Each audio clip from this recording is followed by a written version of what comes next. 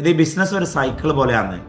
ഒന്നെങ്കിൽ അത് മുന്നോട്ട് ഉരുളും, അല്ലെങ്കിൽ അത് മറിഞ്ഞു വീഴും. നിങ്ങൾ അതെ. മുന്നോട്ട് ചവിട്ടാത്തത് കൊണ്ടാണ് ഇത് മറിഞ്ഞു വീഴുന്നത്. ആ ഒരു കോൺഫിഡൻസ് ഉണ്ട്, പ്രത്യേകിച്ച് ഡോക്ടറിന്റെ വീഡിയോസ് എല്ലാം കാണുമ്പോൾ വളരെ പോസിറ്റീവായിട്ട് ഫീൽ ചെയ്യുന്നത്. ബിസിനസ്സിൽ വിശ്വാസത്തിന്റെ ആവശ്യം തന്നെയല്ല, ബിസിനസ്സിൽ സിസ്റ്റത്തിന്റെ ആവശ്യം മാത്രമേ ഉള്ളൂ. ആരും വിശ്വസിക്കരുത്. സ്വന്തം ബാപ്പാനെയും സ്വന്തം മകനെയും സ്വന്തം അളിയനെയും ആരും വിശ്വസിക്കാൻ പാടില്ലാത്ത ഒരു സംവിധാനമാണ് ബിസിനസ്. ഞാൻ പറയുമ്പോൾ നിങ്ങൾക്ക് പെട്ടെന്ന് മനസ്സിലാവുന്നുണ്ടാവില്ല.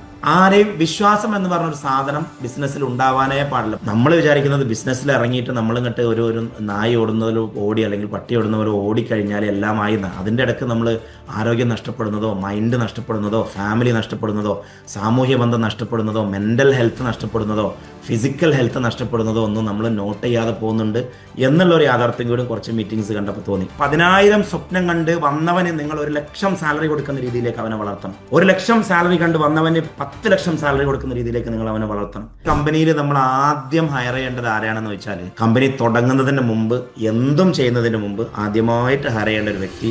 പക്ഷെ അവിടെ ഒരു ഒരു ഒരു വൈബ് സെറ്റാണ്. നമ്മൾ പുതിയ ജനറേഷൻ അങ്ങനെ പറയാം, വൈബ് സെറ്റാണ്. ഈ മുതലാളി തന്തവൈബ് ആയാൽ നടക്കൂല. തന്തവൈബ് ആ പരിപാടിയൊന്നും ഇപ്പം നടക്കൂല. ഒരു പണിയും ഒരു സ്റ്റാഫിനോടും ഒറ്റയ്ക്ക് ചെയ്യിക്കരുത്. കമ്പനിയിൽ ഇവന് മാത്രം അറിയുന്ന ഒരു പണിയുള്ള ഒരു സ്റ്റാഫ് ഉണ്ടായത് ഓങ്ങൾക്ക് പണി തരും. Very good evening Paul, very good evening. നമ്മളെ ബിസിനസ് കോച്ചിങ് ക്ലബ്ബ് എന്നുള്ള ആശയത്തിലേക്ക് സ്വാഗതം. ഇവിടെ ഇപ്പം പേഴ്സണലി ഞാൻ പോലും ജീവിതത്തിൽ ബുദ്ധിമുട്ടുന്ന ഒരു വിഷയം എന്താണെന്ന് വെച്ചാൽ, നമ്മൾക്ക് എന്നും എനർജി മെയിൻറ്റെയിൻ ചെയ്യാൻ പറ്റുന്നില്ല.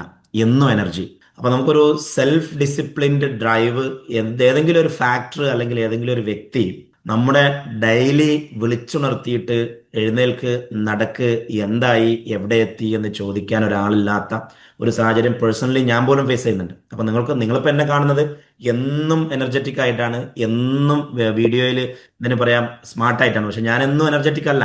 ആഴ്ചയിൽ ചിലപ്പോൾ 2 ദിവസം ഞാനും ഡൗൺ ഉണ്ടാവും. അത് ഒരു മനുഷ്യനാണ് അങ്ങനെ. അപ്പൊ ചുരുക്കി പറഞ്ഞാൽ ഈ ബിസിനസ് കോച്ചിങ് ക്ലബിന്റെ ഒരു ആശയം തന്നെ, എനിക്ക് തന്നെ ഒരു സെൽഫ് ഡിസിപ്ലിൻ കൊണ്ടുവരണം. എനിക്ക് തന്നെ ഡെയിലി പെർഫോം ചെയ്യാനും വായിക്കാനും പഠിക്കാനും ഒരു കാരണം വേണം.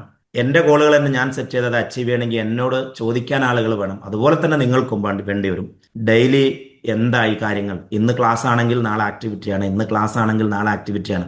അപ്പോൾ ഒരാൾ നിങ്ങളെ പിറകെ കൂടിയിട്ട് എന്തായി ഗോളുകൾ എന്ന് ഡെയിലി ഫോളോ അപ്പ് ചെയ്യുന്ന ഒരു സംവിധാനം ഉണ്ടായാൽ തന്നെ നമ്മളെ പെർഫോമൻസ് ഡബിൾ ആവും. ആദ്യത്തെ. രണ്ടാമത്തെ, ഞാൻ കുറേ ആളുകളായിട്ട് മീറ്റ് ചെയ്തു. ഒരു 50ഓളം നിങ്ങളുടെ BCC ക്ലബിലെ മെമ്പേഴ്സായിട്ട് മീറ്റ് ചെയ്തു. അപ്പോഴാണ് എനിക്ക് മനസ്സിലായത് ഈ ബിസിനസ്സിനെ കുറിച്ചുള്ള അറിവില്ലായ്മയുടെ ആഴം എത്രത്തോളാണെന്നുള്ളത്. അതായത് ഓരോരുത്തരുടെ താഴെ കടയിൽ തുടങ്ങുകയാണെങ്കിൽ പാർട്ട്ണർഷിപ്പ് സ്ട്രക്ചർ മുതൽ, അതിൽ സൗദിയെ വെച്ചത് മുതൽ, അല്ലെങ്കിൽ പാർട്ട്ണർഷിപ്പ് ഉണ്ടാക്കിയത് മുതൽ, അതല്ലെങ്കിൽ അതിൻ്റെ എംപ്ലോയീസിനെ ഹയർ ചെയ്തത് മുതൽ, അല്ലെങ്കിൽ ബന്ധുക്കളെ കമ്പനിയിൽ വെച്ചത് മുതൽ, ഫൈനാൻഷ്യൽ മോണിറ്ററിങ് മുതൽ, അങ്ങനെ തുടങ്ങിയിട്ട് ഒരു ബിസിനസ്സിൽ ചെയ്യാൻ പാടില്ലാത്ത 100 കാര്യങ്ങളുണ്ട്.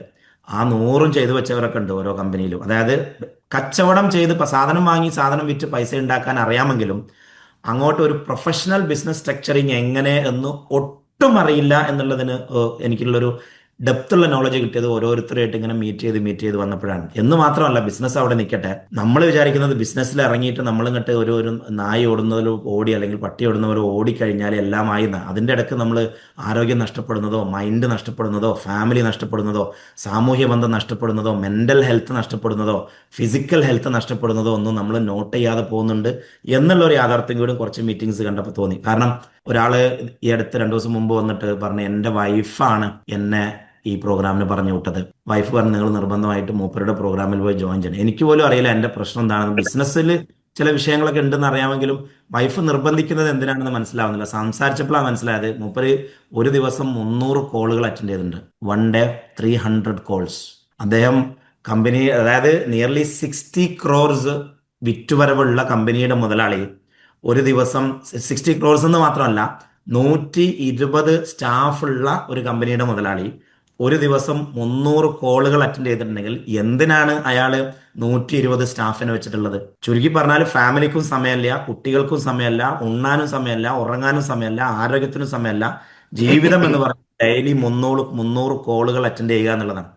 അപ്പോൾ ഈ അങ്ങനെ തുടങ്ങി നിങ്ങളുടെ ബിസിനസ്സിൽ ഒരുപാട് ഡീപ്പറായിട്ട് വർക്ക് ചെയ്യാണ്ട് ഓരോ ഡിപ്പാർട്ട്മെന്റിൽ, ആ ഡിപ്പാർട്ട്മെന്റിൽ ഇറങ്ങി വർക്ക് ചെയ്യാണ്ട്. ഇന്നത്തെ നമ്മുടെ സ്പെസിഫിക് ചർച്ച എന്ന് പറയുന്നത് ടീം ബിൽഡിംഗ് പ്രോസസ്സിനെ കുറിച്ചാണ്. ടീം ബിൽഡിംഗ്, സിസ്റ്റം ബിൽഡിംഗ് പ്രോസസ്സിനെ കുറിച്ചാണ്. ഞാൻ ഓരോ ഉദാഹരണങ്ങളും ഇങ്ങനെ വിഷയത്തിലേക്ക് വരാം. അതിനുശേഷം നിങ്ങളുടെ സംശയങ്ങൾ ചോദിക്കാനുള്ള അവസരങ്ങൾ വരാം. നമ്മൾ ഏകദേശം എല്ലാവരും ജോയിൻ ചെയ്ത് കഴിഞ്ഞു, ഒരു 10-200 ആയല്ലോ. അപ്പോൾ ഇനി ഒരു 30 മിനിറ്റ്സ് 40 മിനിറ്റ്സ് കുറച്ച് ആശയങ്ങൾ, കുറച്ച് കഥകൾ, അല്ലെങ്കിൽ എൻ്റെ എക്സ്പീരിയൻസുകൾ ഈ വിഷയവുമായി ബന്ധപ്പെട്ട്, ഇതൊരു സൂപ്പർഫിഷ്യൽ ഡിസ്കഷനാണ്. നമ്മൾ പ്രോഗ്രാമുമായി മുന്നോട്ട് പോകുമ്പോൾ ചിലപ്പോൾ ഒരാഴ്ച മുഴുവൻ നമ്മൾ ടീം ബിൽഡിങ്ങിനെ കുറിച്ചും ഓർഗനൈസേഷൻ സ്ട്രക്ചറിനെ കുറിച്ചും റിപ്പോർട്ടിംഗ് ഫോർമാറ്റിനെ കുറിച്ചും ജോബ് ഡിസ്ക്രിപ്ഷനെ കുറിച്ചും റോൾസ് ആൻഡ് റെസ്പോൺസിബിലിറ്റിയെ കുറിച്ചും അങ്ങനെയുള്ള കാര്യങ്ങളായിരിക്കും നമ്മൾ ചർച്ച ചെയ്യുന്നത്. ഇന്ന് ഒരു സൂപ്പർഫിഷ്യലി ആ വിഷയത്തെക്കുറിച്ച് ഒരു ധാരണ തരാൻ വേണ്ടിയിട്ടാണ്. ഇപ്പം ഇന്നലെ ഒരാളെ മീറ്റ് ചെയ്തപ്പം അയാൾക്ക് around 40 to 50 lakhs per month, അതായത് ആവറേജ് 40 to 50 എന്ന് പറയുമ്പം 6 crore പെർ ഇയർ അയാൾക്ക് വോളിയം ഉണ്ട് ചെയ്യുന്നത്. അപ്പോൾ അയാളോട് ചോദിച്ചു, എത്രയാ GP? അത് അങ്ങനെ ഒരു കറക്റ്റ് അറിയില്ല കേട്ടോ. NP എത്രയാണ്, ചെലവുകൾ എത്രയാണ്? ചെലവുകൾ അങ്ങനെ കുഴപ്പമില്ല, പൈസ ബാക്കിയുണ്ട്. NP എത്ര പെർസെൻറ്റേജ് വരിക, അത് കറക്റ്റായിട്ട് അറിയില്ല. പക്ഷേ കൊടുക്കേണ്ടിയവർക്കൊക്കെ കൊടുത്തിട്ട്, കുറച്ച് ആൾക്കാരൊക്കെ കൊടുക്കാണ്ട്, പക്ഷെ കൊടുക്കേണ്ടിയവർക്കൊക്കെ കൊടുത്തിട്ട് പൈസ ഒക്കെ ബാക്കിയുണ്ട്. അപ്പം എനിക്ക് ക്രെഡിറ്റ് മാർക്കറ്റിൽ നിന്ന് എത്ര പൈസ കിട്ടാനുണ്ട് അത് കറക്റ്റായിട്ട് അറിയാം. പൈസ കിട്ടാനുള്ളത് ഏകദേശം 2 കോടി 3 കോടി റുപ്യോളം കിട്ടാണ്ട് ആയിക്കോട്ടെ. അതായത് അയാളുടെ സെയിൽസിന്റെ പകുതിയോളം എലമെന്റ് മാർക്കറ്റിൽ നിന്ന് കിട്ടാനാണ് അയാൾ നോട്ട് ചെയ്തിട്ടില്ല. ആർക്കെങ്കിലും എന്തെങ്കിലും കൊടുക്കാനുണ്ടോ, ക്രെഡിറ്റ് എന്തെങ്കിലും ഉണ്ടോ? തീരെയല്ല, എല്ലാവർക്കും ഒക്കെ കൊടുത്തു തീർത്തിട്ടുണ്ട്. കൊടുക്കാനുള്ളത് ബറബറാണ്, കിട്ടാനുള്ളത് മാത്രമാണ് സെയിൽസിന്റെ പകുതി കിട്ടാനുള്ളതാണ്. അപ്പം ഞാൻ ചോദിച്ചു, എനിക്ക് അക്കൗണ്ടന്റ് ഇല്ലേന്ന് വെച്ച്. അക്കൗണ്ടന്റ് ഇല്ല. അപ്പം ബില്ലുകളൊക്കെ സെയിൽസ് നടന്നാൽ ഞാൻ ഇതിൽ പോയിട്ട് എൻ്റർ ചെയ്യും. ഞാനാണ് ഇരുന്നിട്ട് രാത്രി സെയിൽസും കാര്യം, ഞാനാണ് മെയിൻ സെയിൽസ്മാന്. അത് കഴിഞ്ഞിട്ട് രാത്രി എൻ്റെ പണി ഈ ബില്ലുകളൊക്കെ അടിച്ചു കയറ്റലാണ്. 6 കോടി കച്ചവടമുള്ള ഒരു കമ്പനിയുടെ മുതലാളി 24/7 അക്കൗണ്ടന്റായി വർക്ക് ചെയ്യാണ്. അപ്പോൾ ഒരു കമ്പനിയിൽ നമ്മൾ ആദ്യം ഹയർ ചെയ്യേണ്ടത് ആരെയാണെന്ന് വെച്ചാൽ, കമ്പനി തുടങ്ങുന്നതിന് മുമ്പ്, എന്തും ചെയ്യുന്നതിന് മുമ്പ് ആദ്യമായിട്ട് ഹയർ ചെയ്യേണ്ട ഒരു വ്യക്തി അക്കൗണ്ടിങ് അറിയുന്ന ഒരു അക്കൗണ്ടന്റിനെയാണ്, ഈ വിഷയം പഠിച്ച ഒരു അക്കൗണ്ടന്റിനെ. അപ്പോൾ നിങ്ങളോട് തന്നെ ചോദിക്കട്ടെ, കറക്റ്റായിട്ട് അക്കൗണ്ടിങ് സിസ്റ്റം പ്രോപ്പറുള്ള കമ്പനികളൊന്ന് കൈവക്കിയ? യെസ്, അക്കൗണ്ടിങ് സിസ്റ്റം പ്രോപ്പറുള്ള കമ്പനികളുണ്ട്.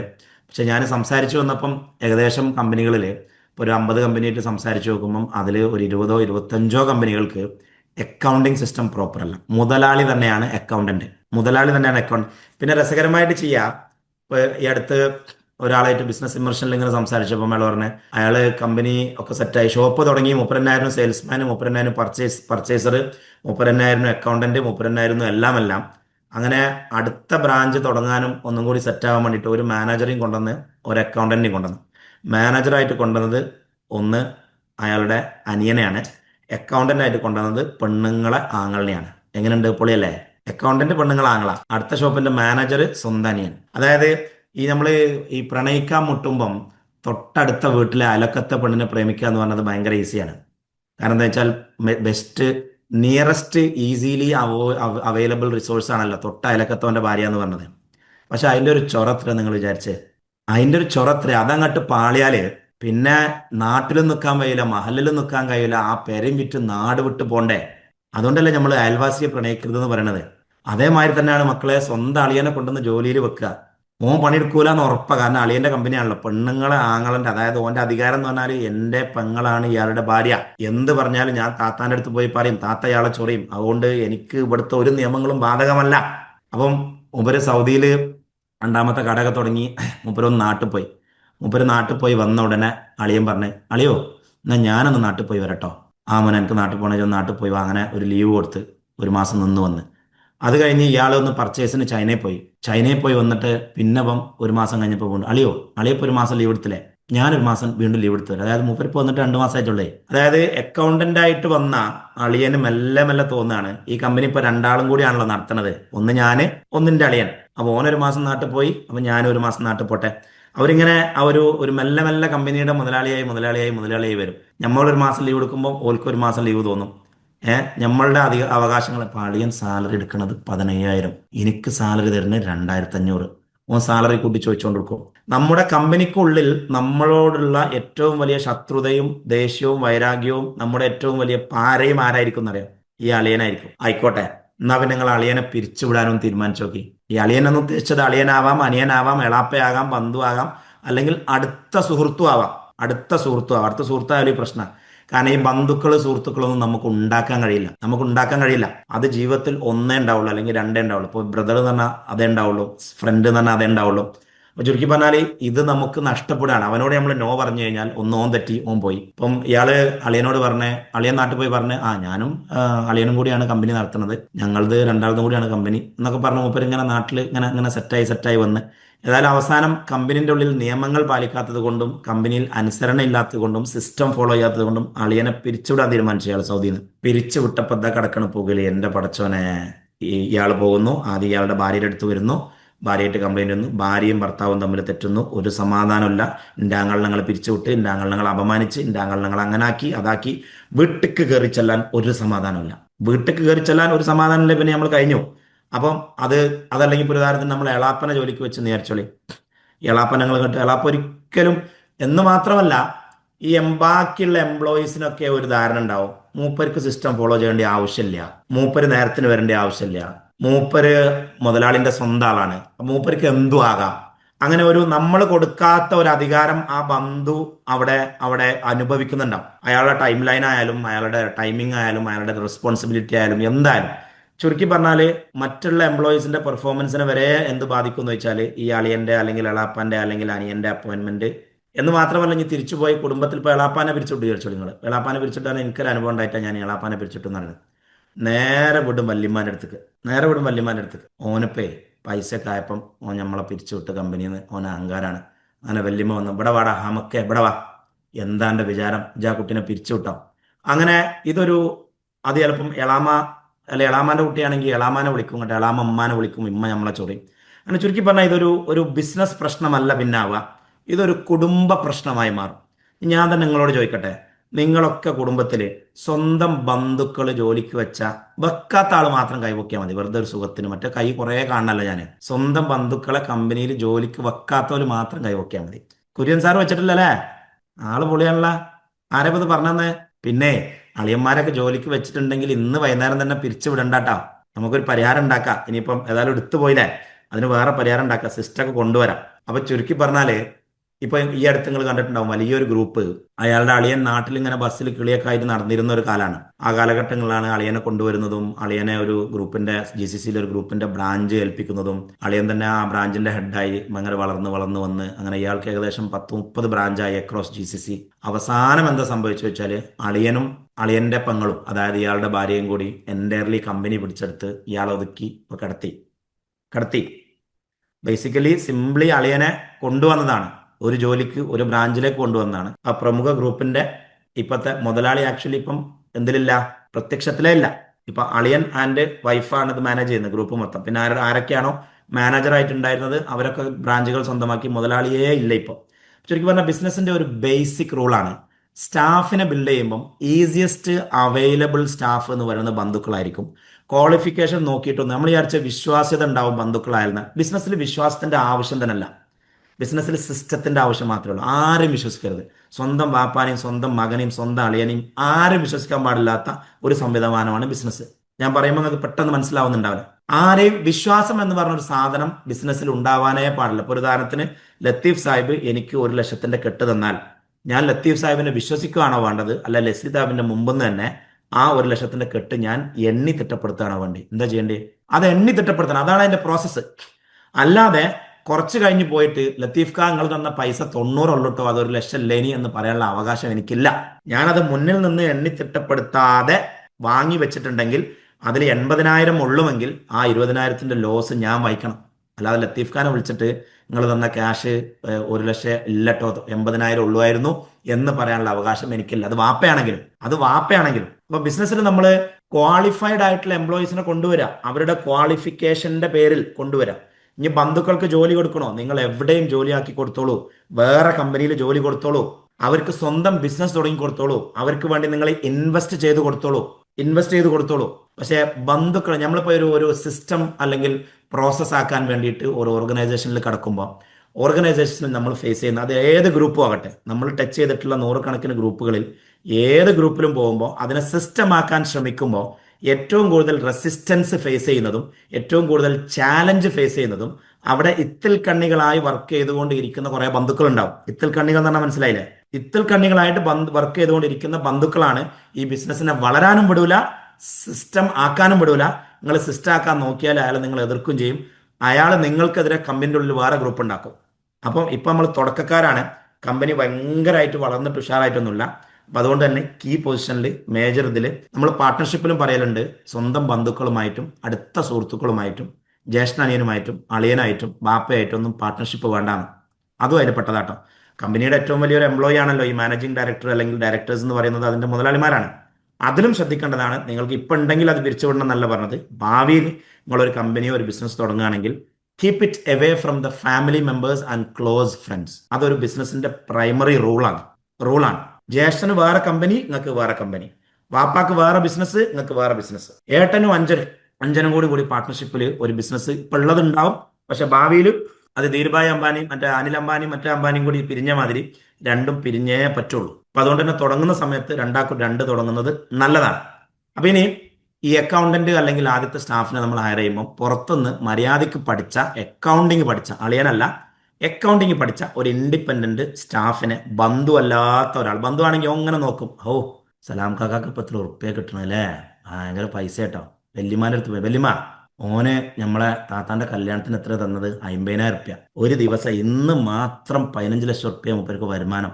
ആ വരുമാനമുള്ള മൂപ്പര് ഞങ്ങൾക്ക് 50,000 ഉലുവ തന്ന് നിങ്ങൾക്ക് അറിയോ എന്നൊക്കെ പറഞ്ഞ് നമ്മളെ സാമ്പത്തിക കാര്യങ്ങളൊക്കെ ഇവിടെ പോയി ചർച്ച ചെയ്യും, നമ്മുടെ വീടിന്റെ ഉള്ളിൽ പോയി ചർച്ച ചെയ്യും. അതുകൊണ്ട് തന്നെ ബന്ധുക്കളെ ഒഴിവാക്കി നമ്മളുമായിട്ട് ഒരു ബന്ധമില്ലാത്ത, എപ്പോൾ വേണമെങ്കിലും പിരിച്ചുവിടാൻ പറ്റിയ, നീ പോടാ എന്ന് പറഞ്ഞാൽ പോകാൻ പറ്റിയ, അല്ലെങ്കിൽ നിന്റെ വർക്ക് ശരിയില്ലെങ്കിൽ എന്തുകൊണ്ട് അത് ശരിയായില്ല എന്ന് ചോദിക്കാൻ പറ്റിയ, നോ പറയാൻ പറ്റിയ ഒരാളായിരിക്കണം അക്കൗണ്ടന്റ്. അതാണ് ഫസ്റ്റ്. രണ്ടാമത്തെ എംപ്ലോയി, ആദ്യത്തെ എംപ്ലോയി നിങ്ങൾ, രണ്ടാമത്തെ employee accountant. Very important. Secondly നമ്മൾ ടീം ബിൽഡിങ്ങിലേക്ക് നോക്കുമ്പോൾ രണ്ട് ഓപ്ഷനാണ് നമ്മുടെ അടുത്തുള്ളത്. ഒന്നെങ്കിൽ ചെറിയ സാലറി കൊടുത്തിട്ട് ഈ എന്താണ് പറയാ, നമ്മൾ പറയല്ലേ, if you pay peanuts you will get donkeys എന്നാ പറയാം. കഴിവുള്ള എംപ്ലോയീസിനെ കിട്ടണമെങ്കിൽ അത്യാവശ്യം നല്ല പൈസ കൊടുക്കണം. ഒരു ഉദാഹരണത്തിന് ഒരു നല്ല അക്കൗണ്ടന്റ്, നമുക്ക് പണി അറിയാത്ത അക്കൗണ്ടന്റ് 1,500 റുപ്യ കിട്ടും, പണി അറിയുന്ന അക്കൗണ്ടന്റ് 3,000 ദിവസം കിട്ടും. നാട്ടിലാണെങ്കിൽ പണി അറിയാത്ത അക്കൗണ്ടന്റ് 15,000 റുപ്യ കിട്ടും, പണി അറിയുന്ന അക്കൗണ്ടന്റ് 25,000 റുപ്യ കിട്ടും. നമ്മൾ എന്താ ചെയ്യാന്ന് വെച്ചാൽ പണി അറിയാത്ത അക്കൗണ്ടന്റിനെ 15,000 റുപ്യക്ക് ഹയർ ചെയ്യും, അല്ലെങ്കിൽ പണി അറിയാത്ത അക്കൗണ്ടിനെ 1,500 ദിറംസിന് ഹയർ ചെയ്യും. എന്നിട്ട് അവൻ അക്കൗണ്ടിങ്ങിൽ ഫുള്ള് തെറ്റുവരുത്തി പൈസ അവിടെ ലീക്കാണതും ഇവിടെ ലീക്കാണതും കിട്ടാത്തതും ഒന്നും കണക്കാക്കാതെ അവന്റെ അലംഭാവം കൊണ്ട് മാത്രം ഏകദേശം കമ്പനിക്ക് 2-3 കോടി രൂപ നഷ്ടം വന്നിട്ടുണ്ട്. അവൻ കട്ടിട്ടല്ല, അവന് വിവരമില്ലാത്തത് കൊണ്ട് മാത്രം നമ്മളെ കമ്പനിക്ക് 4-5 കോടി രൂപ ലോസ് വന്നിട്ടുണ്ടാവും. പക്ഷെ നമ്മൾ അവനെടുത്തെന്ന് വെച്ചാൽ മറ്റവന്റെ സാലറി 25 ഇവന്റെ സാലറി 15. അപ്പൊ ആ 10,000 രൂപ മാസത്തിൽ, അതായത് വർഷത്തിൽ 1,20,000 രൂപ നമ്മൾ സേവ് ചെയ്തിട്ടാണ് ഈ ചങ്ങായിന്റെ അലംഭാവം കൊണ്ട് അല്ലെങ്കിൽ വിവരമില്ലായ്മ കൊണ്ട് കോടിക്കണക്കിന് രൂപ നമുക്ക് ലോസ് ആവുന്നത്. അപ്പൊ സ്ട്രോങ് അക്കൗണ്ടിങ് സിസ്റ്റം വരണമെങ്കിൽ നല്ല പൈസ കൊടുത്ത്, നിങ്ങളുടെ കമ്പനി സ്ട്രോങ് ആണോ എന്നുള്ളതിന് ഏറ്റവും വലിയ തെളിവാണ് നല്ല അക്കൗണ്ടിങ് സോഫ്റ്റ്വെയറും ഒരു പണി അറിയുന്ന അക്കൗണ്ടന്റും. ഇത് ഉണ്ട് എന്ന് നിങ്ങൾ ഉറപ്പ് വരുത്തിയേ പറ്റുള്ളൂ, എന്നിട്ട് വളർന്നാൽ മതി. ഇനി അടുത്ത നിങ്ങൾ ഹയർ ചെയ്യേണ്ട ഒരു പ്രധാനപ്പെട്ട ആളെന്ന് പറഞ്ഞത് ആദ്യത്തെ സെയിൽസ്മാൻ നമ്മൾ തന്നെ ആയിരിക്കുമല്ലോ. നമ്മളാണ് നമ്മളെ കമ്പനിയിലൊക്കെ ആദ്യത്തെ സെയിൽസ്മാൻ. രണ്ടാമത് നിങ്ങൾക്കൊരു സപ്പോർട്ടിന് നല്ല ഒരു സെയിൽസ്മാനെ ഹയർ ചെയ്യാം. സെയിൽസ്മാന്റെ കേസിലും നിങ്ങൾക്ക് ഇപ്പോൾ ഒരു ഉദാഹരണത്തിന് 3,000 ദിർഹംസിനും സെയിൽസ്മാൻ കിട്ടും, 5,000 ദിർഹംസ് പ്ലസ് കമ്മീഷനും സെയിൽസ്മാൻ കിട്ടും. 3,000 ദിർഹംസിന് കൊണ്ടുവന്ന സെയിൽസ്മാന് ചിലപ്പോൾ 30,000-40,000 ദിർഹംസ് സെയിൽ കൊണ്ടുവരും. 5,000 കൊണ്ടുവന്നതിന് ചിലപ്പോൾ 5 ലക്ഷം കൊണ്ടുവരും. പക്ഷെ നമ്മൾ മാസത്തിൽ 2,000 പിശുക്കിയിട്ട് നമ്മൾ എന്ത് ചെയ്യുന്നു വെച്ചാൽ 5,000 എടുത്തവൻ എടുക്കൂല, കഴിവുള്ള സെയിൽസ്മാൻ എടുക്കൂല. നമ്മൾ എന്ത് ചെയ്യും, കഴിവില്ലാത്തവൻ എടുക്കും, പൈസ പിസ്ക്കും. ഇവിടെ സംഭവിക്കുന്നത് വെച്ചാൽ നമ്മളൊക്കെ ചെയ്യുന്ന ഒരു ഫോളോ ചെയ്യുന്ന സംഭവം എന്താ വെച്ചാൽ, ഫോർ എക്സാമ്പിൾ ഇന്ത്യൻ്റെ എക്സാമ്പിൾ എടുക്കുക. ഒരു സെയിൽസ്മാൻ്റെ സാലറി 50,000 ആണെങ്കിൽ അവനോട് തന്നെ ചോദിക്കാം, എനിക്ക് എത്ര സാലറി വേണ്ടി? ഓൻ പറയും 50,000 രൂപ എനിക്ക് മാസത്തിൽ ബേസിക് സാലറി വേണം. ഓക്കെ, എന്നാൽ നമ്മൾ അതിനോട് പറയും ഓക്കെ, എൻ്റെ സാലറി 50,000 ആണ്. അതിന് പകരമായിട്ട് നീ 5 ലക്ഷം രൂപ GP ഇനത്തിൽ, ഗ്രോസ് പ്രോഫിറ്റ് ഇനത്തിൽ മാസത്തിൽ കൊണ്ടുവരണം. 10 ഇരട്ടി സാലറിയുടെ 10 ഇരട്ടിയുടെ GP നീ കൊണ്ടുവരണം. അത് ഓരോ ഇൻഡസ്ട്രിക്കും ഡിഫറെൻ്റ് ആണ്. ചില ഇൻഡസ്ട്രിക്ക് അതിൽ കൂടുതൽ കിട്ടും. നമ്മളതൊക്കെ ഒരു സർവീസ് ഇൻഡസ്ട്രിയാണ്. 10 ഇരട്ടി GP നിന്റെ സാലറിയുടെ 10 ഇരട്ടി നീ കൊണ്ടുവരണം. അങ്ങനെ നീ കൊണ്ടുവന്നാൽ ആ കൊണ്ടുവന്ന എമൗണ്ടിന്റെ 5 മുതൽ 10 വരെ ശതമാനം, GPയുടെ 5 മുതൽ 10 വരെ ശതമാനവും നിനക്ക് തരാം. ചിലപ്പം ചില കമ്പനികൾ 2 കൊടുക്കും, ചില കമ്പനികൾ 3 കൊടുക്കും, ചില കമ്പനികൾ 4 കൊടുക്കും, ചില കമ്പനി 5 കൊടുക്കും. അപ്പൊ അവന് സാലറി ആയി വരുമ്പോൾ 5 ലക്ഷത്തിന്റെ 5% എന്ന് പറയുന്നത് 25,000 പ്ലസ് ഈ 50,000 ബേസിക് സാലറി ആയിട്ട് 75,000 രൂപ അവന് പോയി. 4,25,000 രൂപ ഗ്രോസ് പ്രോഫിറ്റ് ആയിട്ട് നമുക്കും വന്നു. അങ്ങനത്തെ പെർഫോം ചെയ്യുന്ന ഒരു 5 സെയിൽസ് പീപ്പിൾ ഉണ്ട്, 50,000 സെയിൽസ് പീപ്പിൾ ഉണ്ടെങ്കിൽ നമ്മളെ ചെലവ് കഴിച്ച് നമ്മൾ പ്രോഫിറ്റബിൾ ആവും. ഇവിടെ നമ്മൾ എന്ത് ചെയ്യുമെന്ന് വെച്ചാൽ, ഒന്ന് ഇൻസെന്റീവ് സിസ്റ്റം കൊടുക്കൂല. അതായത് അവൻ കൊണ്ടുവന്ന GP യുടെ ഒരു പെർസെൻറ്റേജ് അവന്റെ ഇൻസെന്റീവ് ആയിട്ട് കൊടുക്കൂല. ഇത് ഈ 5 ലക്ഷം, ഇപ്പൊ ചില എംപ്ലോയീസ് നമ്മൾ ഇന്റർവ്യൂ ചെയ്യുമ്പോൾ തന്നെ പറയും എത്ര സാലറി നോക്കും, 50,000. എന്നാ 5 ലക്ഷം ടാർഗറ്റ്. ടാർഗറ്റ് പറ്റില്ല, ബേസിക് സാലറി ഫ്രീ ആയിട്ട് തരണം, ടാർഗറ്റ് പറ്റില്ല. അപ്പൊ നമ്മൾ പറയും എണീച്ച് പോടാവുന്ന, എണീച്ച് പോകും. ഒരാൾക്ക് സാലറി 50,000 ചോദിക്കാനുള്ള ഗഡ്സ് ഉണ്ടെങ്കിൽ 5 ലക്ഷം വിൽക്കാനുള്ള ഗഡ്സും അയാൾക്ക് വേണമല്ലോ. അപ്പം സെയിൽസ് ടീം, ഇപ്പൊ ഞാൻ പറയട്ടെ, എന്റെ കൂടെ ഇന്റേൺഷിപ്പിന് വന്ന ആളുകൾ, അവരെ നമ്മൾ സെയിൽസ് പഠിപ്പിച്ച് പ്രൊഡക്റ്റ് പഠിപ്പിച്ച് വളർന്ന് ഇപ്പൊ നമ്മൾ ഈ വർഷം എടുക്കുകയാണെങ്കിൽ അവരുടെ ബേസിക് സാലറിയുടെ 10 ടൈംസ് അവർ ഇൻസെന്റീവ് വാങ്ങിയ എംപ്ലോയീസ് നമ്മളെ കൂടെ ഉണ്ട്.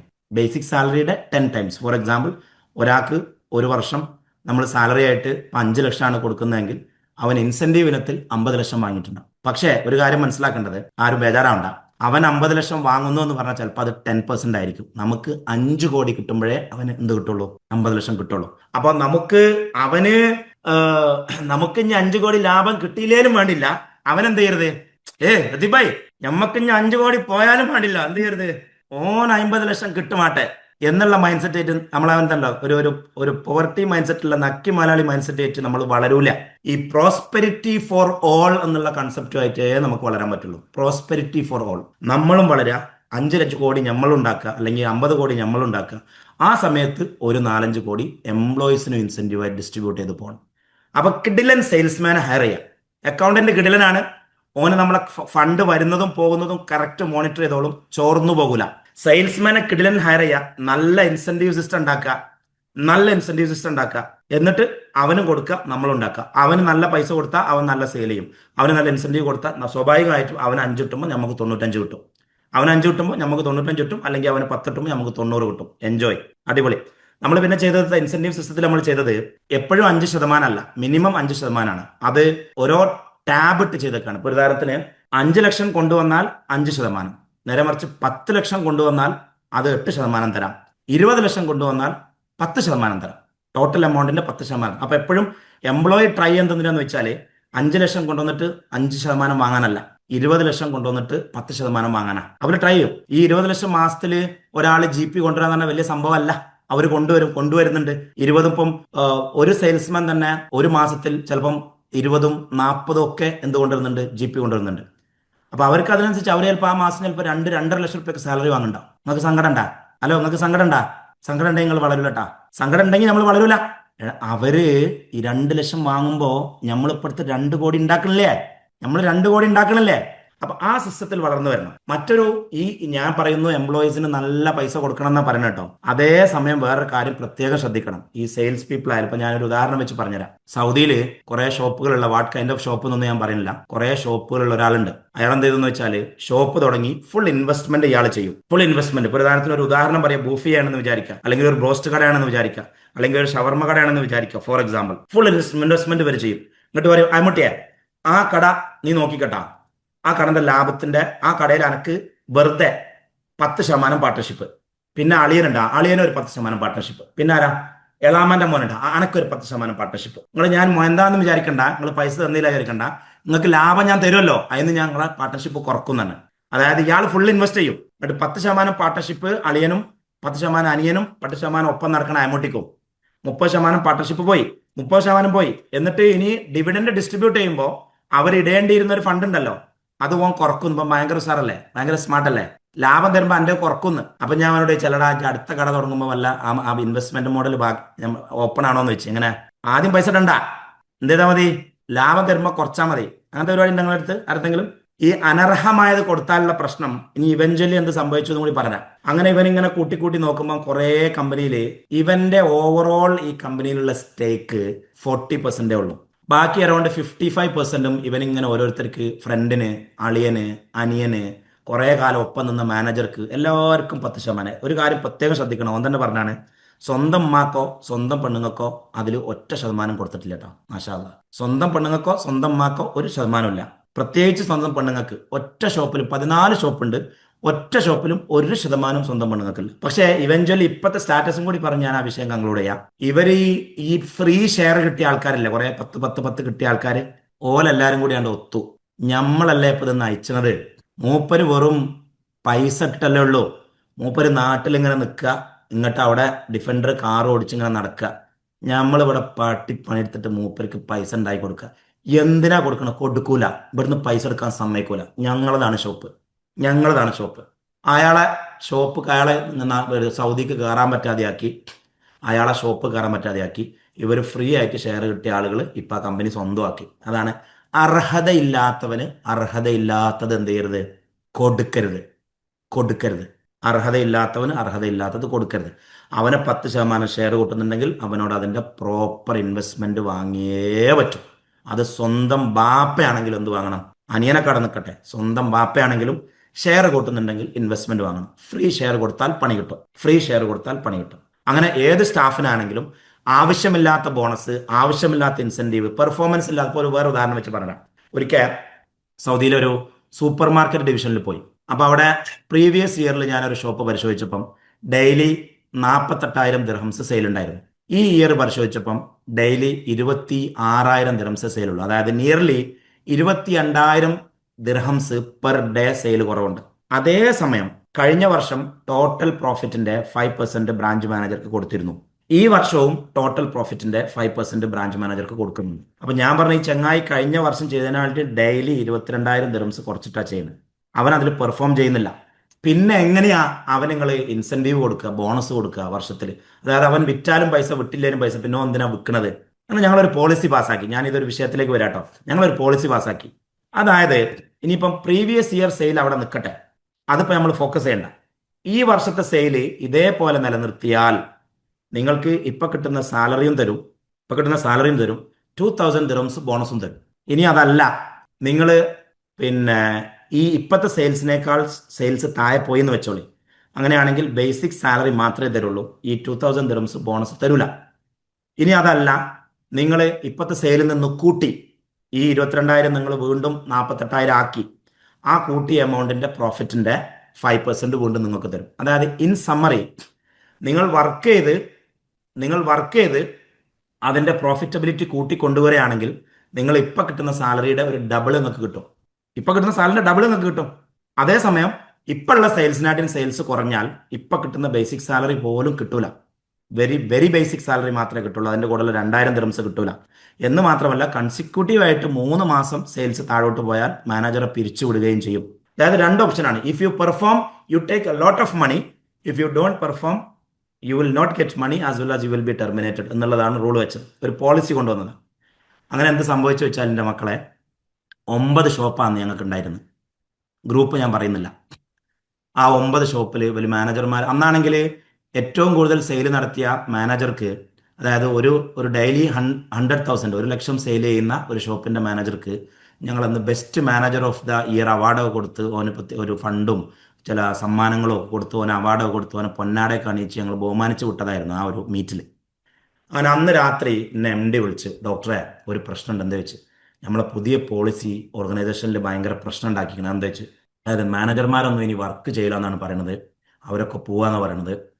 പ്രത്യേകിച്ച് നമുക്ക് ഇന്നലെ ഏറ്റവും നല്ല സെയിൽസിന്റെ അവാർഡ് കിട്ടിയ മാനേജറല്ലേ, ഓന്റെ നേതൃത്വത്തിൽ ഒരു ഗ്രൂപ്പ് ഉണ്ടാക്കിക്കണ്. എന്നിട്ട് എല്ലാ മാനേജർമാരും അതിൽ ചർച്ച ചെയ്യുന്നുണ്ട്. കമ്പനിക്കെതിരെ ശക്തമായി പ്രതികരിക്കണം. കമ്പനി എന്താ പറഞ്ഞതെന്ന് ഒന്നുകൂടി റിപ്പീറ്റ് ചെയ്യട്ടോ. നിങ്ങൾ ഇപ്പോൾ ഉള്ള സെയിൽസ് നിലനിർത്തിയാൽ അത്ര തന്നെ സാലറി തരും, പ്ലസ് നിങ്ങൾക്ക് 5% ബോണസ് തരും.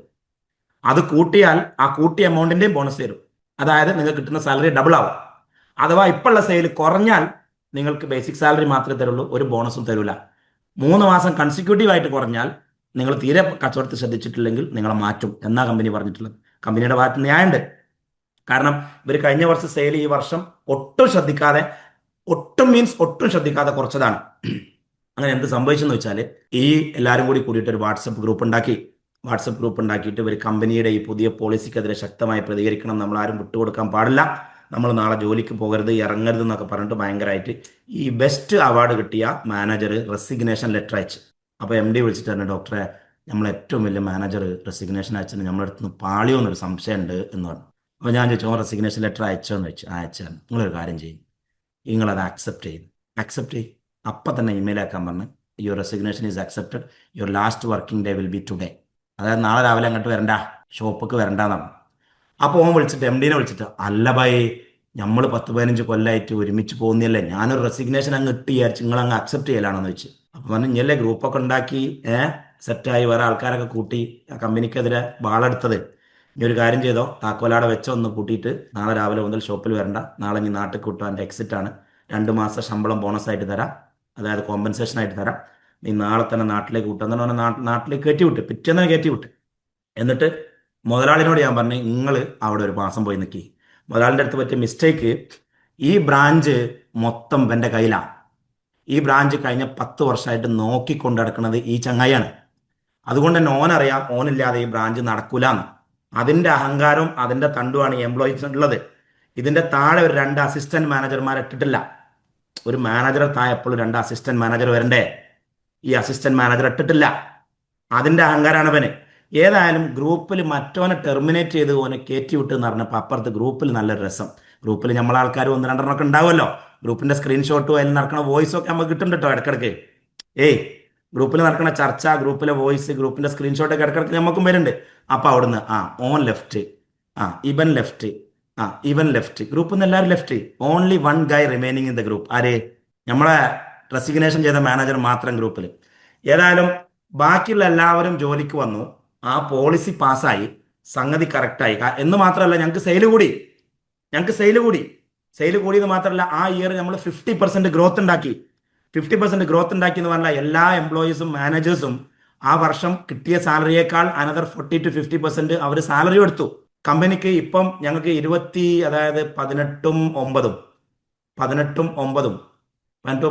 അല്ലേ, 27 ഔട്ട്ലെറ്റും ഉണ്ട് ഇപ്പോൾ. 27 ഔട്ട്ലെറ്റും ഉണ്ട് ഇപ്പം. കഴിഞ്ഞ ഒരു 5-6 വർഷത്തെ ഗ്രോത്ത് ആണ്. 27 ഔട്ട്ലെറ്റും ഉണ്ട്. നിയർലി 80 മില്യന്റെ സെയിലുണ്ട്. 80 മില്യന്റെ സെയിലുണ്ട്. കമ്പനി ഇപ്പോഴും ഉണ്ട്. അതൊക്കെ പറഞ്ഞു വെച്ചാൽ നമ്മളിപ്പോൾ ഒരു ആവേശത്തിന് നിങ്ങളോട് മാനേജറെ പിരിച്ചുവിടാൻ പറഞ്ഞിട്ട് കമ്പനി പൂട്ടിയൊന്നും കൂടി അറിയണമല്ലോ.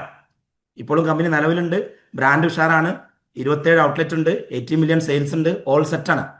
ഹോൾസെയിൽ ഡിവിഷനും തുടങ്ങിയിട്ടുണ്ട്, സ്വന്തം പ്രൊഡക്റ്റും തുടങ്ങിയിട്ടുണ്ട്. അപ്പോൾ എംപ്ലോയീസ് എപ്പോഴാണ് നമ്മളോട് ബാർഗെയിൻ ചെയ്യാന്നറിയാം, നമ്മളെ ബ്ലാക്ക് മെയിൽ ചെയ്യപ്പെടാന്നറിയാം. നമ്മളെ നാട്ടിലൊക്കെ ഇതിന്റെ സിമ്പിൾ വെർഷൻ നമ്മളെ നാട്ടിൽ നടക്കലുണ്ട്. നമ്മളെ പൊറാട്ടക്കാരൻ മമ്മദിന്റെ പരിപാടി, അവന്റെ സ്ഥിരം കരപരിപാടിയാ. മുതലാളിയെ, നാളെ ഞാൻ വരില്ല കേട്ടോ, നാളെ എൻ്റെ പങ്ങളമോളെ കല്യാണ, നാളെ ഞാൻ വരില്ല. പിന്നെ പങ്ങളമോളെ കല്യാണത്തിന് ഒരു 10,000ന്റെ ആവശ്യമുണ്ട്, അല്ലെങ്കിൽ ഞാൻ മറ്റന്നാളും വരില്ല. അപ്പൊ ഈ പൊറാട്ടക്കാരൻ ഇടക്കിടക്ക് നീപ്പിച്ചിനെ നിങ്ങൾ കണ്ടണോ? കണ്ടില്ലേ?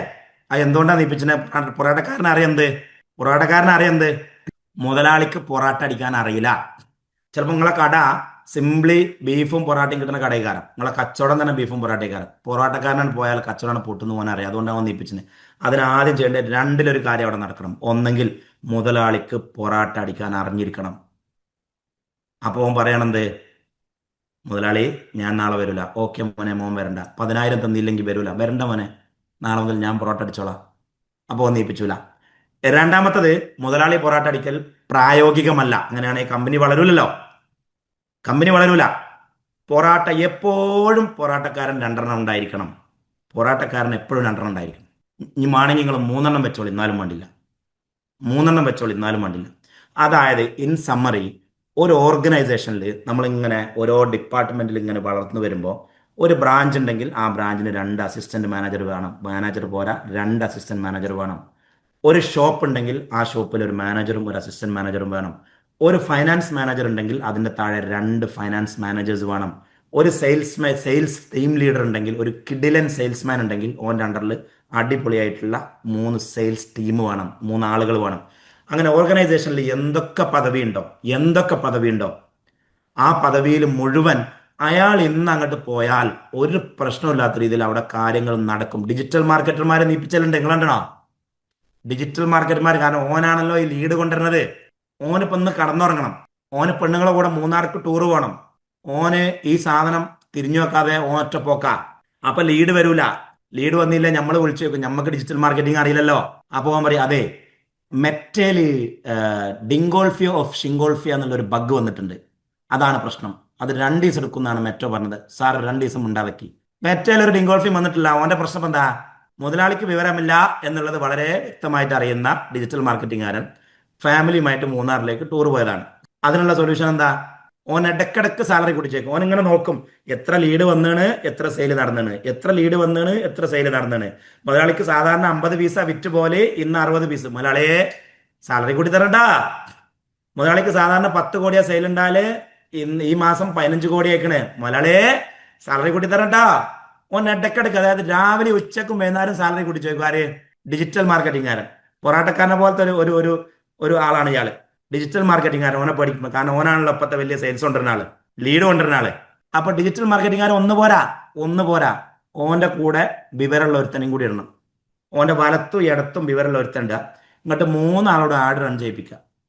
അവിടെ ഒരു ഭയങ്കര കോമ്പറ്റീഷൻ വരും. എന്താന്ന് വെച്ചാൽ ഈ ചങ്ങായി സ്പെൻഡ് ചെയ്യുന്ന അതിന് നമുക്ക് മെട്രിക്സ് കിട്ടും. സിസ്റ്റം ബിൽഡ് ചെയ്താൽ നമുക്ക് മെട്രിക്സ് കിട്ടും. ഇവൻ 100 രൂപ സ്പെൻഡ് ചെയ്തിട്ട് എത്ര ലീഡ് കിട്ടി, അതിൽ എത്ര കൺവേർഷൻ നടന്നു, ക്വാളിറ്റി ലീഡുകൾ എത്ര നടന്നു. ഇവൻ 100 രൂപ സ്പെൻഡ് ചെയ്തിട്ട് എത്ര ലീഡ് കിട്ടി, ഇവൻ 100 രൂപ സ്പെൻഡ് ചെയ്തിട്ട് എത്ര ലീഡ് കിട്ടി. ഇവർക്കിടയിൽ ഒരു കോമ്പറ്റീഷൻ വന്ന് ഇനി ഇവര് ഏറ്റവും കുറഞ്ഞ സ്പെൻഡിങ്ങിൽ ഏറ്റവും ചെറിയ കോസ്റ്റിൽ ഏറ്റവും നല്ല ലീഡ് കൊണ്ടുവരാനുള്ള ഒരു ശ്രമം ഈ 3 പേരും നടത്തും. എന്തുകൊണ്ട്? ഇവിടെ കോമ്പറ്റീഷൻ ഉണ്ട്, ഇവിടെ മെഷറബിലിറ്റി ഉണ്ട്, ഇവിടെ കമ്പാരിസൺ ഉണ്ട്. പിന്നെ മൂന്നാർക്ക് ടൂർ പോകില്ല, മെറ്റേലിഞ്ഞ് ബഗ് തന്നെ വരില്ല. ആ ഷിങ്കോൾഫിയോ ബഗ് ഇല്ലേ, അതൊക്കെ ഡിലീറ്റ്. അപ്പുറത്തും ഇപ്പുറത്തും ഓരോ ഡിജിറ്റൽ മാർക്കറ്ററെ വെക്കുക. ഇനി 3 ആളെ വെക്കാനുള്ള കപ്പാസിറ്റി ഇല്ലേ, 2 ഫ്രീലാൻസറെ വെക്കുക. 2 ഫ്രീലാൻസറെ വെക്കുക. എന്നിട്ട് ഓനൊരു 5000 കൊടുത്തിട്ട് ഓനോടും ചെയ്യിപ്പിക്കുക, അവനോടും ചെയ്യും. അതായത് ഒരു പണി ഒരു സ്റ്റാഫിനോടും ഒറ്റയ്ക്ക് ചെയ്യിക്കരുത്. കമ്പനിയിൽ ഇവന് മാത്രം അറിയുന്ന ഒരു പണിയുള്ള ഒരു സ്റ്റാഫ് ഉണ്ടായത് ഓങ്ങൾക്ക് പണി തരും. ഏതെങ്കിലും ഒരു പണി ആർക്കെങ്കിലും ഒരാൾക്ക് മാത്രം അറിയണ ഒരു സ്റ്റാഫും കമ്പനിയിൽ ഉണ്ടാകാൻ പാടില്ല, ഓൻ പണി തരും. അപ്പോൾ ഒരു സ്ട്രക്ചർ വെച്ചിട്ട് മുതലാളിക്ക് എല്ലാ പണിയും അറിയാന്ന് പറഞ്ഞാൽ ഇമ്പോസിബിൾ ആണ്. ടീം ബിൽഡ് ചെയ്യലേ നടക്കുള്ളൂ. റെപ്ലിക്കേറ്റ് സെയിൽസ്മാൻ 2, അക്കൗണ്ട്സ് ഒരു സീനിയർ ഒരു ജൂനിയർ, അല്ലെങ്കിൽ ഒരു ഫുൾ ടൈം ഒരു പാർട്ട് ടൈം, അല്ലെങ്കിൽ ഒരു ഫുൾ ടൈം ഒരു കൺസൾട്ടന്റ്, ഡിജിറ്റൽ മാർക്കറ്റർ ഒന്നെങ്കിൽ 2, അല്ലെങ്കിൽ ഒരു ഫുൾ ടൈം ഒരു പാർട്ട് ടൈം, സെയിൽസ് 2 ആള് അല്ലെങ്കിൽ 3 ആള്. അങ്ങനെ റെപ്ലിക്കേറ്റ് ഓൾ ദ ടീം. ഇത് ബിൽഡ് ചെയ്ത് കൊണ്ടുവരുന്നതാണ്. പിന്നെ ഇനി പറയാനുള്ളത്, ഞാൻ വേറെ ഉദാഹരണം പറയാം. ഇപ്പൊ നമ്മുടെ ഒരു ഹൈപ്പർ മാർക്കറ്റ് ഡിവിഷന്റെ ഒരു 28,000 സ്ക്വയർ ഫീറ്റ് ഉള്ള സാലറി എന്താ പറഞ്ഞ സാലറിന്റെ താരം എന്തോ ചോദിച്ചാൽ എന്താ ചോദിച്ചാൽ സാലറി എങ്ങനെ മാനേജ് ചെയ്യാനോ? എടാ, ഒരാൾ ഒരു പണിയെടുക്കുമ്പം അതിന് ഔട്ട്കം ഉണ്ടാവില്ലേ? ഒരു സെയിൽസ്മാനെ വെച്ചാൽ സെയിൽ ചെയ്യുമല്ലോ, ഒരു ഡിജിറ്റൽ മാർക്കറ്റർ വെച്ചാൽ ലീഡ് കൊണ്ടുവരുമല്ലോ. ഇതൊക്കെ പ്രൊഡക്റ്റീവ് പൊസിഷൻസ് അല്ലേ? പ്രൊഡക്റ്റീവ് പൊസിഷൻസ് ആണല്ലോ. ഒരാൾക്ക് നമ്മൾ സാലറി കൊടുക്കുമ്പോൾ അയാളിൽ നിന്ന് പ്രൊഡക്ടിവിറ്റി കിട്ടുന്നുണ്ടല്ലോ. അയാളെ സാലറി അയാൾ മാനേജ് ചെയ്യും. പിന്നെ ഒരാളെ നമ്മൾ ഹയർ ചെയ്താൽ അയാളുടെ സാലറി അയാൾ ഈ മാസം തന്നെ ഉണ്ടാക്കണമെന്ന് വാശി പിടിക്കരുത്. ഇപ്പം നമ്മളൊക്കെ പലപ്പോഴും സെയിൽസിലേക്ക് ടീം എടുത്തിട്ട് അവരിൽ നിന്ന് ഒരു ഇൻപുട്ട് കിട്ടാൻ 6 മാസമൊക്കെ എടുത്തിട്ടുണ്ട്. 6 മാസത്തെ അവൻ്റെ സാലറി നമ്മൾ ഇൻവെസ്റ്റ് ചെയ്യണം. അതാണല്ലോ ഇൻവെസ്റ്റ്മെന്റ്. എസ്പെഷ്യലി സർവീസ് ഇൻഡസ്ട്രിയിൽ നമ്മൾ ഏറ്റവും കൂടുതൽ ഇൻവെസ്റ്റ് ചെയ്യുന്ന സാധനം സാലറിയാണ്. അപ്പൊ ടീമിനെ ഡെവലപ്പ് ചെയ്ത് കൊണ്ടുവരാനുള്ള ആ ഒരു ഇൻവെസ്റ്റ്മെന്റ് നമ്മൾ ചെയ്യണം ഇനീഷ്യലി. പക്ഷേ ഇയർ എൻഡ് നോക്കുമ്പോഴേക്കും അവരെ ഇൻവെസ്റ്റ് ചെയ്ത പൈസയും അതിന്റെ 10 ഇരട്ടിയും ഈ ചങ്ങായി റിക്കവർ ചെയ്തിട്ടുണ്ടാവും. വേറെ പ്രധാനപ്പെട്ട പോയിന്റ് ഞാൻ എഴുതി വെച്ചത്, ഹൈപ്പർ മാർക്കറ്റ് ഡിവിഷന്റെ ഒരു സ്റ്റോർ 28,000 സ്ക്വയർ ഫീറ്റിന്റെ തുറന്നു നമ്മൾ. അപ്പം ഇനീഷ്യലി അവിടെ 120 സ്റ്റാഫ് ഉണ്ടായിരുന്നു. 120 സ്റ്റാഫ്. ആവറേജ് സ്റ്റാഫിന്റെ സാലറി 18,000 രൂപയാണ്. ആവറേജ് 15 ഉണ്ട്, 13 ഉണ്ട്, 25 ഉണ്ട്, 18,000 രൂപ. പക്ഷേ നമ്മൾക്ക് അതിന്റെ ROI, അതായത് റിട്ടേൺ ഓഫ് ഇൻവെസ്റ്റ്മെന്റ് കിട്ടാൻ ആവശ്യമായിട്ടുള്ള ഡെയിലി 15 ലക്ഷം സെയിൽ എന്നുള്ള നമ്പറിലേക്ക് എത്തുന്നില്ല. എന്ന് മാത്രമല്ല, എത്തിക്കഴിഞ്ഞാൽ തന്നെ എക്സ്പെൻസ് കൂടുതലായതുകൊണ്ട് ഇതിന്റെ എന്താണ് പറയാ, നെറ്റ് പ്രോഫിറ്റ് വളരെ കുറവാണ്. അപ്പോൾ അവിടെ നമ്മൾ വേറൊരു മെട്രിക് ഇട്ട് നോക്കി, ഒരു സ്ക്വയർ ഫീറ്റിൽ എത്ര സ്റ്റാഫ് വേണം, അങ്ങനെ മെഷർ ചെയ്ത് നോക്കുമ്പം അവിടെ നമുക്ക് 80 സ്റ്റാഫിന്റെ നമ്പറാണ് കിട്ടുന്നത്. അതായത് ആ ഷോപ്പിൽ മുതലാളിക്ക് വിവരമില്ലാത്തത് കൊണ്ട് 40 സ്റ്റാഫ് കൂടുതലാണ്. അതുകൊണ്ടാണ് പാമ്പ് ചാകാത്തത്. ആള് കൂടിയിട്ടാണ് പാമ്പ് ചാകാത്തത്. ഞാൻ അവിടെ പോയി നോക്കിയിരുന്നു. ഞാനിങ്ങനെ കയറി, ഞാനൊരു ഏകദേശം 1 മണിക്കൂർ നേരം ആ ഷോപ്പിലൂടെ ഇങ്ങനെ നടന്നു. ആരും എന്നോട് ഹായ് സർ, ഗുഡ് മോർണിംഗ്, എന്തിനാ വന്നത്, ക്യാ ചായേ ആപ്കോ എന്ന് ചോദിച്ചിട്ടില്ല. എല്ലാവരും അടിപൊളിയായിട്ട് മൊബൈലിൽ കളിച്ചുകൊണ്ടിരിക്കുക. ആ മൊബൈലിൽ കുറച്ച് ആൾക്കാർ മൊബൈലിൽ കളിക്കുന്നുണ്ടെങ്കിൽ മേലത്തെ ഫ്ലോറിലൊക്കെ പിന്നെ വേറെ രസമുണ്ട്. മൊബൈലിൽ കളിയല്ല, ഓല ആൺകുട്ടികളും പെൺകുട്ടികളും വർത്താനം പറഞ്ഞിക്കുക. പിന്നെ ഓല കണ്ടപ്പോൾ എനിക്ക് ആ വകയിലെങ്കിലും ഒരു സമാധാനം ഉണ്ടായി. ഓല എന്തായാലും ഒരു പ്രൊഡക്റ്റീവായിട്ട് വർക്കാണല്ലോ ചെയ്യുന്നത്. താഴെയുള്ളവർ വെറുതെ മൊബൈലിൽ കളിച്ചുകൊണ്ടിരിക്കുകയാണ്. അപ്പോൾ മേലത്തെ ആൾക്കാരെ കുറിച്ച് ഞാൻ പരാതി പറഞ്ഞില്ല, ഞാൻ മെല്ലെ താഴോട്ട് പോകുന്നത്. അങ്ങനെങ്കിലും ആ കുട്ടികൾ എൻജോയ് ചെയ്യട്ടെ മുതലാളിൻ്റെ ചെലവിൽ. പക്ഷേ താഴത്തെ ആൾക്കാർ മൊബൈലിൽ കളിച്ചുകൊണ്ടിരിക്കുകയാണ്. അതൊരു ഉപകാരമില്ലാത്ത പണിയിലാണ്. ഏതായാലും ഒന്ന് എല്ലാവരും നോട്ട് ചെയ്ത് ഒരു വീഡിയോ ഒക്കെ മെല്ലെ റെക്കോർഡ് ചെയ്ത് ആരൊക്കെ പണിയെടുക്കുന്നു ആരൊക്കെ പണിയെടുക്കുന്നില്ല ഒന്ന് സെറ്റാക്കിയിട്ട് നമ്മൾ ആ സ്ക്വയർ ഫീറ്റ് വൈസ് സ്റ്റാഫിന്റെ നമ്പറിലേക്ക് 40 സ്റ്റാഫിനെ പിരിച്ചുവിട്ടു. അപ്പൊ സംഭവിക്കുന്നത് വെച്ചാൽ കസ്റ്റമർ വന്നാൽ മൊബൈലിൽ കളിക്കാൻ സമയമല്ല. കസ്റ്റമർ ഇങ്ങോട്ട് വന്ന് ചോദിക്കും, എക്സ്ക്യൂസ് മീ, എക്സ്ക്യൂസ് മീ. മറ്റേ ഒരു റാക്കിൽ 3 ആളുണ്ടേ. ഒരു മറ്റവൻ എക്സ്ക്യൂസ് മീക്ക് പോകുമ്പം ഈ ചങ്ങായിക്ക് ഇവിടെ മൊബൈലിൽ കളിക്കാം. അപ്പം വെറുതെ ഇരിക്കാനുള്ള ഗ്യാപ്പ് കൊടുക്കരുതേ. നമ്മളെ സ്റ്റാഫിന്റെ നമ്പർ ഒപ്റ്റിമൈസ് ചെയ്യണം. ആള് കൂടിയാ പാമ്പ് ചാവില്ല എന്ന് മാത്രമല്ല, മടിയന്മാരാകും. ആള് കൂടിയാ മടിയന്മാരാകും. അപ്പൊ ഇപ്പൊ സംഭവിച്ച കാര്യം ഞാൻ പറഞ്ഞുതരാം.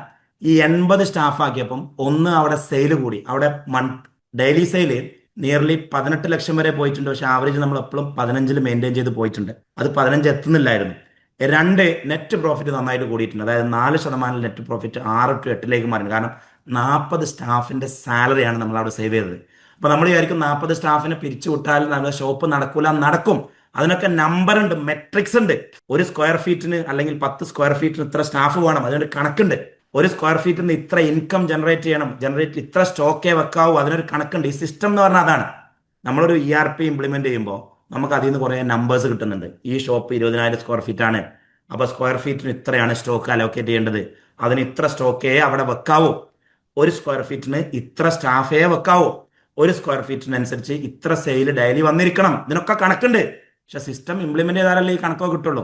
വേറെ ഉദാഹരണം ഞാൻ പറയാം. സിസ്റ്റവുമായി ബന്ധപ്പെട്ട സ്റ്റാഫ് ഒപ്റ്റിമൈസേഷനെ ബന്ധപ്പെട്ട ഒരിക്കൽ ഒരു സൂപ്പർ മാർക്കറ്റ് പോയി നോക്കുമ്പോൾ അവർക്ക് ടോട്ടൽ ഇപ്പൊ നടക്കുന്ന സെയിൽസ് ചെയ്യണമെങ്കിൽ, അതായത് 4-5 20 8-5 40, അതെ 400 കോടി സെയിൽ ചെയ്യണമെങ്കിൽ 8 റൊട്ടേഷൻ വെച്ചിട്ട് 400 കോടി സെയിൽ ചെയ്യണമെങ്കിൽ 8 റൊട്ടേഷൻ വെച്ചിട്ട് അവർക്ക് 8-5 40 50 കോടിയുടെ സ്റ്റോക്കേ ആവശ്യമുള്ളൂ.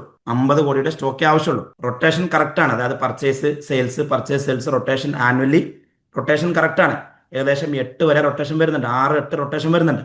അങ്ങനെ വെച്ച് നോക്കുകയാണെങ്കിൽ സ്റ്റോക്ക് ഡേയ്സ് ഏകദേശം ഒരു 45 ദിവസത്തെ സ്റ്റോക്ക് ഡേയ്സ് വെച്ചാൽ മതി. അപ്പം സ്റ്റോക്ക് ആക്ച്വലി നമ്മളവിടെ കീപ്പ് ചെയ്യേണ്ട സ്റ്റോക്ക് 50 കോടിയുടെ ഉള്ളൂ. പക്ഷേ അവിടെ 90 കോടിയുടെ സ്റ്റോക്ക് ഉണ്ട്. 90 കോടിയുടെ സ്റ്റോക്ക് ഉണ്ട്. അതായത് 40 കോടി രൂപ ഷെൽഫിൽ കയറി കിടക്കുന്നു. 40 കോടി രൂപ ഷെൽഫിൽ കയറി കിടക്കുന്നു. ഈ 40 കോടി ഉണ്ടെങ്കിൽ ഞങ്ങൾക്ക് വേറെ 5-6 ഷോപ്പ് കൊടുക്കാം, 6-8 ഷോപ്പ് കൊടുക്കാം, പുതിയ ഷോപ്പ് കൊടുക്കാം. അതായത് പോകുന്ന സാധനങ്ങൾ ഇങ്ങനെ പോകുന്നുണ്ട്. പക്ഷെ പോകാത്ത സാധനങ്ങൾ എവിടെ കയറി കിടക്കുന്നുണ്ട്? അട്ടത്ത് കയറി കിടക്കുന്നുണ്ട്. ആവശ്യമുള്ള സ്റ്റോക്കിനേക്കാൾ ഓൾമോസ്റ്റ് 50% സ്റ്റോക്ക് മേലെയാ. സീനിയർ സ്റ്റാഫും അണ്ടർ ജൂനിയർ സ്റ്റാഫും ബോത്ത് റിസൈൻ ചെയ്താലോ എന്നുള്ളതാണ്. നമുക്ക് വേറെ റിക്രൂട്ട് ചെയ്യാം. ഒരു ലോങ് ടേം പ്ലാൻ അല്ലേ? ഒരു ലോങ് ടേം ചുരുക്കിപ്പോൾ ഞാൻ ഇതൊന്ന് കംപ്ലീറ്റ് ചെയ്യട്ടെ. അതായത് നമ്മളൊരു സിസ്റ്റം ബിൽഡ് ചെയ്ത് കൊണ്ടുവരുമ്പോൾ നമുക്ക് സെയിൽ എത്രയാണ്, നമ്മുടെ ക്രെഡിറ്റ് എത്ര കൊടുക്കാനുണ്ട്, എത്ര കിട്ടാനുണ്ട്, മാർക്കറ്റ് എത്ര പൈസ കിടക്കുന്നുണ്ട്, സ്റ്റോക്ക് എത്ര ഉണ്ട്, ആവശ്യത്തിലധികം സ്റ്റോക്ക് എത്ര ഉണ്ട്, എക്സ്പയർഡ് സ്റ്റോക്ക് എത്ര ഉണ്ട്. ഒരിക്കൽ ഒരു ഷോപ്പിൽ പോയപ്പം ഈ നോൺ മൂവബിൾ ആയിട്ട് മാത്രം 6 കോടിയുടെ സ്റ്റോക്ക് കിടക്കുന്നുണ്ട്. നോൺ മൂവബിൾ ആയിട്ട് മാത്രം 6 കോടിയുടെ സ്റ്റോക്ക് കിടക്കുന്നുണ്ട്. അതായത് പണ്ടെന്നോ വാങ്ങിയ കാറും സൈക്കിളും ആ ബക്കറ്റും സാധനങ്ങളൊക്കെയാണ്. അത് പണ്ട് വാങ്ങിയ പ്രൈസിനേക്കാൾ പകുതി വിലക്ക് വിറ്റാൽ പോലും ഈ 6 കോടിയിൽ 3 കോടി ക്യാഷ് ആയിട്ട് വരും. അത് വാങ്ങിയിട്ട് നമുക്ക് വേറെ എന്തെങ്കിലും ഒന്ന് ചെയ്യാം. പക്ഷേ ഇത് മുതലാളി സിസ്റ്റം ഇംപ്ലിമെന്റ് ചെയ്യാത്തത് കൊണ്ട്, ERP ഇംപ്ലിമെന്റ് ചെയ്യാത്തത് കൊണ്ട്, ഇൻവെന്ററി ടീമിനെ ഹയർ ചെയ്യാത്തത് കൊണ്ട് ഇയാൾക്ക് ഇതൊന്നും അറിഞ്ഞൂടാ. ഈ സംഭവങ്ങളൊന്നും അറിയില്ല. ചുരുക്കി പറഞ്ഞാൽ ടീം ബിൽഡ് ചെയ്ത് കൊണ്ടുവരിക. അക്കൗണ്ടന്റ് ആവട്ടെ, സെയിൽസ് ആവട്ടെ, നല്ല നല്ല ഇനി അടുത്ത ഒരു സംഭവം പറയാം. ഈ സീനിയർ സ്റ്റാഫ് ജൂനിയർ സ്റ്റാഫ് ഒക്കെ റിസൈൻ ചെയ്യാനുള്ള കാരണത്തിലേക്ക് ഞാൻ ആദ്യം ഞാൻ കൺക്ലൂഡ് ചെയ്യാം. എന്നിട്ട് നിങ്ങളെ ചോദ്യങ്ങൾ എടുക്കാം. ഒരൊറ്റ ആശയം കൂടി പറഞ്ഞ് ഞാൻ ഒരു കമ്പനിയിൽ പോയപ്പം എല്ലാവരും, ഇപ്പോൾ ഉദാഹരണത്തിന് ജിദ്ദയിൽ ഒരു പ്രധാനപ്പെട്ട ഒരു കമ്പനി, അതിൽ ചെന്നപ്പം സ്റ്റാഫൊക്കെ ഭയങ്കര റിലാക്സ് മോഡാണ്. ഒരാൾ ഇങ്ങനെ ഇരുന്നിട്ട് ഇങ്ങനെ ഇരുന്നിട്ട് ഇതുമായി കളിക്കുന്നുണ്ട്, ഫോണുമായി കളിക്കുന്നുണ്ട്, ഒരാളവിടെ വർത്താനം പറഞ്ഞിരിക്കുന്നുണ്ട്. എല്ലാവരും റിലാക്സ് മോഡാണ്. അപ്പം ഞാൻ MDനോട് വെച്ച്, ഈ സ്റ്റാഫൊക്കെ ടാർഗറ്റൊക്കെ അച്ചീവ് ചെയ്യണ്ടോന്ന് ചോദിച്ചു. എല്ലാവരും ടാർഗറ്റ് അച്ചീവ്മെന്റ്, എല്ലാവരും. അതായത് ഇവർ ഈ ടാർഗറ്റ് സെറ്റ് ചെയ്ത രീതി തന്നെ ആക്ച്വലി റോങ് ആണ്. അവരുടെ സാലറിക്ക് അനുസരിച്ചുള്ള ടാർഗറ്റ് അച്ചീവ് ചെയ്തിട്ടുണ്ടെങ്കിലും ഓർഗനൈസേഷന് ഒരു ടാർഗറ്റ് ഇല്ല. അതുകൊണ്ട് തന്നെ എംപ്ലോയീസ് വർക്ക് ചെയ്യാതെ തന്നെ നാച്ചുറലി വരുന്ന എൻക്വയറി വെച്ചിട്ട് തന്നെ ഒരു പണി എടുക്കാതെ തന്നെ അവിടെ അവരുടെ സാലറിക്ക് അനുസരിച്ചുള്ള ടാർഗറ്റ് അച്ചീവ് ആവുന്നുണ്ട്. അപ്പോൾ ഓർഗനൈസേഷനിൽ എംപ്ലോയീസ് കൂടെ നിൽക്കണമെങ്കിൽ 3 കാര്യങ്ങൾ ഇമ്പോർട്ടൻ്റ് ആണ്. ഓർഗനൈസേഷനിൽ എംപ്ലോയീസ് കൂടെ നിൽക്കണമെങ്കിൽ 3 കാര്യങ്ങൾ വളരെ ഇമ്പോർട്ടൻ്റ് ആണ്.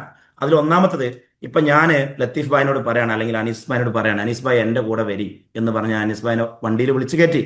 അപ്പോൾ അനീസ് ഭായ് എന്നോട് ചോദിക്കുന്നുണ്ട്, എങ്ങട്ടാ നിങ്ങൾ പോണതെന്ന്. റിയാദിൽ നിന്നാണ് വണ്ടി സ്റ്റാർട്ട് ചെയ്യുന്നതെന്ന് വിചാരിച്ചോളെ. അപ്പം ഞാൻ പറയാം, നിങ്ങൾ വരീന്നേ. അപ്പം അനീസ് ഭായ് ചോദിക്കുന്നുണ്ട്, ഡോക്ടർ നിങ്ങൾ എങ്ങട്ടാ പോണത്? അനീസ് ഭായ് നിങ്ങൾ വരീന്നേ. അങ്ങനെ ഞങ്ങൾ പോകുന്ന വഴിക്ക് അവിടെ ഒരു യമനിൻ്റെ റെസ്റ്റോറൻറ്റിൽ നിർത്തി നല്ല റൊട്ടിയും നല്ല ഫൂലും തമ്മീസും അതുപോലെ തന്നെ നല്ല മുഗൽഗലും ഒക്കെ വാങ്ങി അനീസ് ഭായിക്ക് ഒരു മൂടുമില്ല. മൂപ്പര് തിന്നല്ല. അല്ല ഡോക്ടറെ, നമ്മളിപ്പോൾ അതെങ്ങട്ടാ പോണേ?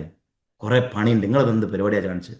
അനീസ് ഭായി നിങ്ങൾ നടക്കി, നിങ്ങൾ ഭക്ഷണം കഴിക്കുക. അയാൾ ഭക്ഷണം എൻജോയ് ചെയ്തില്ല. അങ്ങനെ ഞങ്ങൾ ഇങ്ങനെ പോയി പോയി പോയി പോയി കുറച്ച് കഴിഞ്ഞ് ബുറേതൊക്കെ കഴിഞ്ഞ് ഇങ്ങനെ കഴിഞ്ഞ് കുറച്ച് കഴിഞ്ഞപ്പോൾ ഞങ്ങൾ നല്ല മറ്റേ റൊമാൻസിയൽ നിർത്തി, നല്ല ആടുമന്തിയൊക്കെ കഴിച്ച്. ഈ ആടുമന്തി ഞാൻ ആഞ്ഞ് കഴിക്കുന്നുണ്ടെങ്കിൽ അനീസ് ഭായിക്ക് ആടുമന്തി കഴിക്കാൻ ഒരു മൂടില്ല. എന്തേ? മൂപ്പർ അപ്പളും ചോദിക്കണത്, അല്ല ഡോക്ടർ, നിങ്ങൾ കുറെ നേരമല്ലേ ഈ വണ്ടി ആയിട്ട് ദിവസം മുഴുവൻ കറങ്ങണേ, എങ്ങട്ടാ നിങ്ങൾ പോണത്? ഞാൻ പറഞ്ഞുതരാ, നീ ആ മന്തി കഴിക്ക്, മന്തി കഴിക്ക്. അനീസ് ഭായി മന്തി എൻജോയ് ചെയ്തില്ല. പിന്നെ യാത്രയിൽ മുഴുവൻ വളരെ അൺകംഫർട്ടബിൾ ആയി. അങ്ങോട്ട് തിരിഞ്ഞ് ഇങ്ങോട്ട് തിരിഞ്ഞ് എങ്ങട്ടാ നിങ്ങൾ പോണ? അങ്ങനെ ഇയാൾ എത്തി എത്തി മദീനത്തെത്തി. സിയാറത്തൊക്കെ കഴിഞ്ഞ് മക്കത്ത് അലുലയിൽ പോയി, അവിടുത്തെ വിസിറ്റൊക്കെ കഴിഞ്ഞ് മക്കത്ത് പോയി. അവിടുന്ന് നേരെ തബൂക്ക് വഴി ഇങ്ങനെ കയറി, അങ്ങനെ അങ്ങനെ അടിപൊളിയായിട്ട് ഒരു 5 ദിവസത്തെ സൗദി ടൂർ, ജിസാന്, നജ്റാന്, അബഹ ഒക്കെ അടങ്ങിയ ഒരു ടൂറൊക്കെ അടിച്ച് റിയാദിക്ക് തിരിച്ചു വന്നു. പക്ഷേ ഈ ടൂറിലുടനീളം ആരെൻജോയ് ചെയ്തിട്ടില്ല? ഈ ടൂറിൽ നല്ല മന്തി ഉണ്ട്, യാത്ര ഉണ്ട്, നാച്ചർ ഉണ്ട്, എല്ലാ സെഗ്മെന്റും മ്യൂസിക് ഉണ്ട്, ഗസൽ ഉണ്ട്, ഒക്കെ ഉണ്ടായിരുന്നു. പക്ഷേ എന്തുണ്ടായിട്ടും അനീസ് ഭായി അത് എൻജോയ് ചെയ്തിട്ടില്ല. എന്തുകൊണ്ട് എൻജോയ് ചെയ്യാൻ പറ്റില്ല? എന്തുകൊണ്ട് എൻജോയ് ചെയ്യാൻ പറ്റില്ല? ഈ റിയാദിന് തുടങ്ങുമ്പോഴേ പറഞ്ഞുകൂടേനോ നമ്മളൊരു സൗദി ടൂർ അടിക്കുകയാണേ, നമ്മൾ മക്കത്ത് പോവും, മദീനത്ത് പോവും, അബഹയിൽ പോവും, ജിസാനിൽ പോവും, നജറാനിൽ പോവും, നമ്മൾ ഫുൾ സെറ്റപ്പ് പരിപാടിയാണ്, 5 ദിവസം വെക്കേഷനാണ്, നമുക്ക് പൊളിക്കണം എന്ന് പറഞ്ഞില്ലെങ്കിൽ അതിനനുസരിച്ച് എക്സൈറ്റഡ് ആയിട്ട് ഇയാൾ വരുമായിരുന്നല്ലോ. ഒരു എംപ്ലോയി നമ്മളെ കമ്പനിയിൽ ജോയിൻ ചെയ്യുമ്പോൾ അയാൾക്ക് അറിയണം നമ്മളെ വണ്ടി എങ്ങോട്ടാ പോണതെന്ന്. 5 വർഷം കഴിഞ്ഞാൽ ഈ വണ്ടി എവിടെ എത്തും? ഈ വണ്ടിയിൽ യാത്ര ചെയ്താൽ ഞാൻ എവിടെ എത്തും? ഞാൻ കല്യാണം കഴിക്കുന്ന സമയത്ത് എന്നെ സപ്പോർട്ട് ചെയ്യാനുള്ള കഴിവ് ഈ കമ്പനിക്ക് ഉണ്ടാവുമോ? ഞാൻ വീട് വെക്കുന്ന സമയത്ത് അതിനനുസരിച്ചുള്ള ഒരു സാലറി എനിക്ക് ഇവിടെ കിട്ടുമോ? എനിക്ക് കുട്ടികൾ വിദ്യാഭ്യാസം ഉണ്ടാവുന്ന സമയത്ത് അതിനനുസരിച്ചുള്ള ഒരു അലവൻസ് ഇവിടുന്ന് കിട്ടുമോ? എൻ്റെ മകളെ കെട്ടിക്കാനാവുമ്പോൾ അതിനനുസരിച്ചുള്ള ഒരു അലവൻസ് ഇവിടുന്ന് കിട്ടുമോ? എന്റെ ജീവിതം ഇയാളെ കൂടെ കൂടിയ പച്ച പിടിക്കോ? ഇയാൾ ആള് പുലിയാണോ? മുതലാളിയുടെ കഴിവിലും വിഷനിലും കമ്പനിയുടെ ഫ്യൂച്ചറിലും എംപ്ലോയിക്ക് വ്യക്തമായിട്ടുള്ള വിശ്വാസം വേണം. അതിനാദ്യം മുതലാളിക്ക് ഒരു വിശ്വാസം വേണ്ടേ? ഞാൻ എങ്ങട്ടായി പോണത്? എന്റെ വിഷൻ എന്താ? 5 കൊല്ലം കഴിഞ്ഞാൽ ഞാൻ ആരാ? ഞാൻ എങ്ങട്ടാ? ഞാൻ എന്തിനാ? ഇത് മുതലാളിക്ക് തന്നെ അറിയാതെ എങ്ങനെ സ്റ്റാഫിന് അറിയാം? സ്റ്റാഫ് നിങ്ങളെ കൂടെ നിൽക്കൂല. സ്റ്റാഫ് സാലറിക്ക് വരും, ഇവിടുന്ന് പണി പഠിക്കും, അടുത്തോടത്തേക്ക് ചാടും. സ്റ്റാഫ് 5 കൊല്ലം 10 കൊല്ലം നിൽക്കണമെങ്കിൽ കമ്പനിക്കും മുതലാളിക്കും വ്യക്തമായ വിഷൻ വേണം.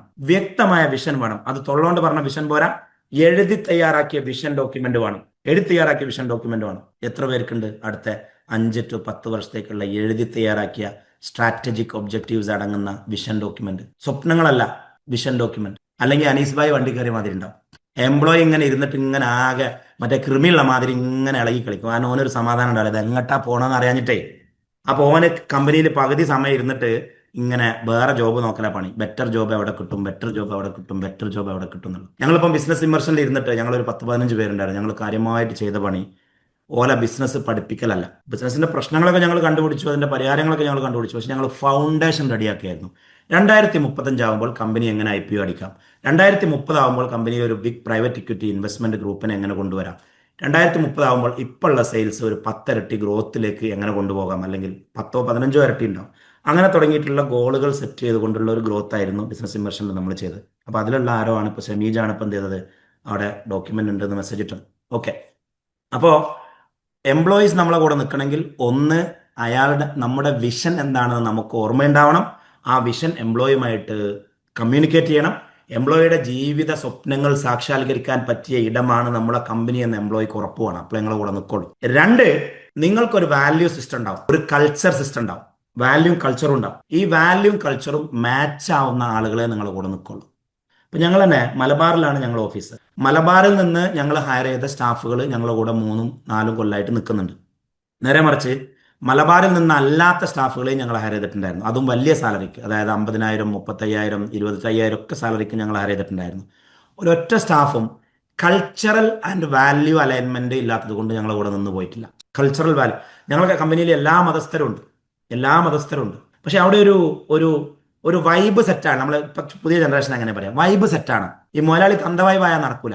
തന്ത വൈബ് ആ പരിപാടിയൊന്നും ഇപ്പം നടക്കൂല. അതായത് പണ്ടത്തെ എംപ്ലോയീസ് ഒക്കെ പൈസക്ക് വേണ്ടിയായിരുന്നു ജോലിക്ക് വന്നിരുന്നത്. ഇപ്പോലെ വാപ്പാൻ്റെ അടുത്ത് പൈസയുണ്ട്, വീട്ടിൽ കാറുണ്ട്, വീട്ടിൽ ബുള്ളറ്റും ഉണ്ട്, അതുകൊണ്ട് നിങ്ങളെ പൈസക്ക് വേണ്ടിയല്ല ഓല് വരുന്നത്. നേരെ മറിച്ച് അധികം എംപ്ലോയീസും വരുന്നത് പഠിക്കാനും വളരാനും റെസ്പെക്ട് കിട്ടാനും വൈബാക്കാനുമാണ്. ഓൾക്ക് creativity, innovation, learning, respect, creativity, innovation, learning, respect, growth, ഈ സാധനം കൊടുത്താൽ ഇപ്പൊ എന്റെ എംപ്ലോയീസിനെ കണ്ട പല ആൾക്കാർ ഇതിലുണ്ടാവും. നിങ്ങൾ അമലിനെ കണ്ടിട്ടുണ്ടാവും, വർദ്ധനെ കണ്ടിട്ടുണ്ടാവും, ഷബീറിനെ കണ്ടിട്ടുണ്ടാവും, നമ്മുടെ ടീമിനൊക്കെ നിങ്ങൾ കണ്ടിട്ടുണ്ടാവും.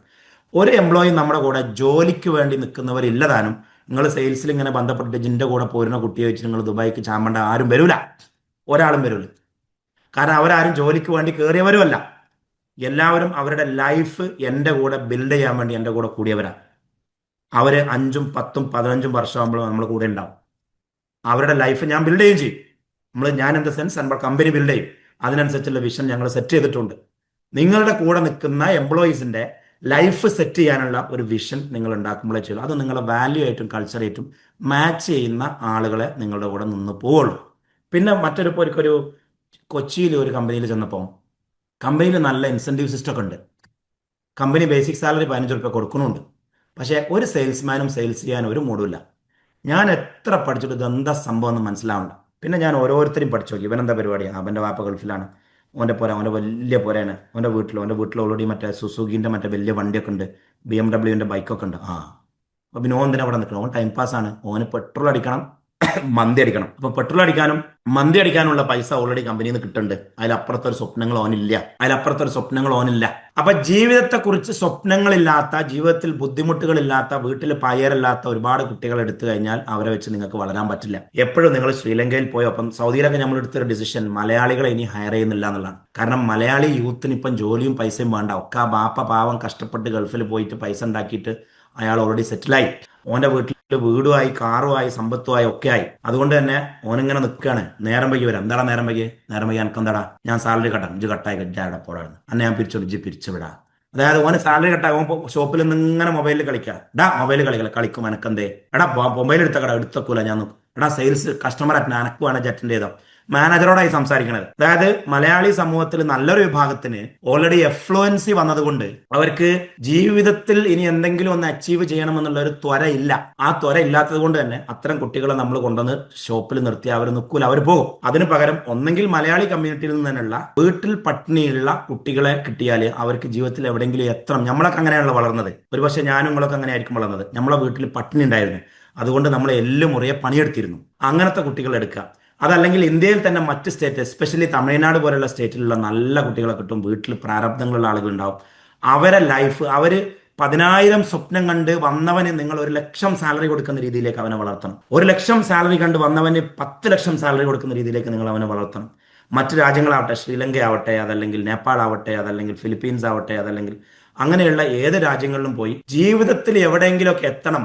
എൻ്റെ ഉമ്മാക്കും ഉപ്പാക്കും ഞാനൊരു ജീവിതം കൊടുക്കണം, എൻ്റെ ഭാര്യക്കും കുട്ടിക്കും ഞാനൊരു ജീവിതം കൊടുക്കണം എന്ന് ഉള്ളിൽ ത്വരയുള്ള കുട്ടികളെ കണ്ടുപിടിച്ച് ഹയർ ചെയ്ത് അവരെ ട്രെയിൻ ചെയ്ത് കൂട്ടിപ്പിടിച്ച് കൂടെ നിർത്തിയാൽ അങ്ങനത്തെ 10 പേരെ നമ്മൾ ഉണ്ടാക്കണം. എൻ്റെ കൺക്ലൂഷൻ ഇതാണ്.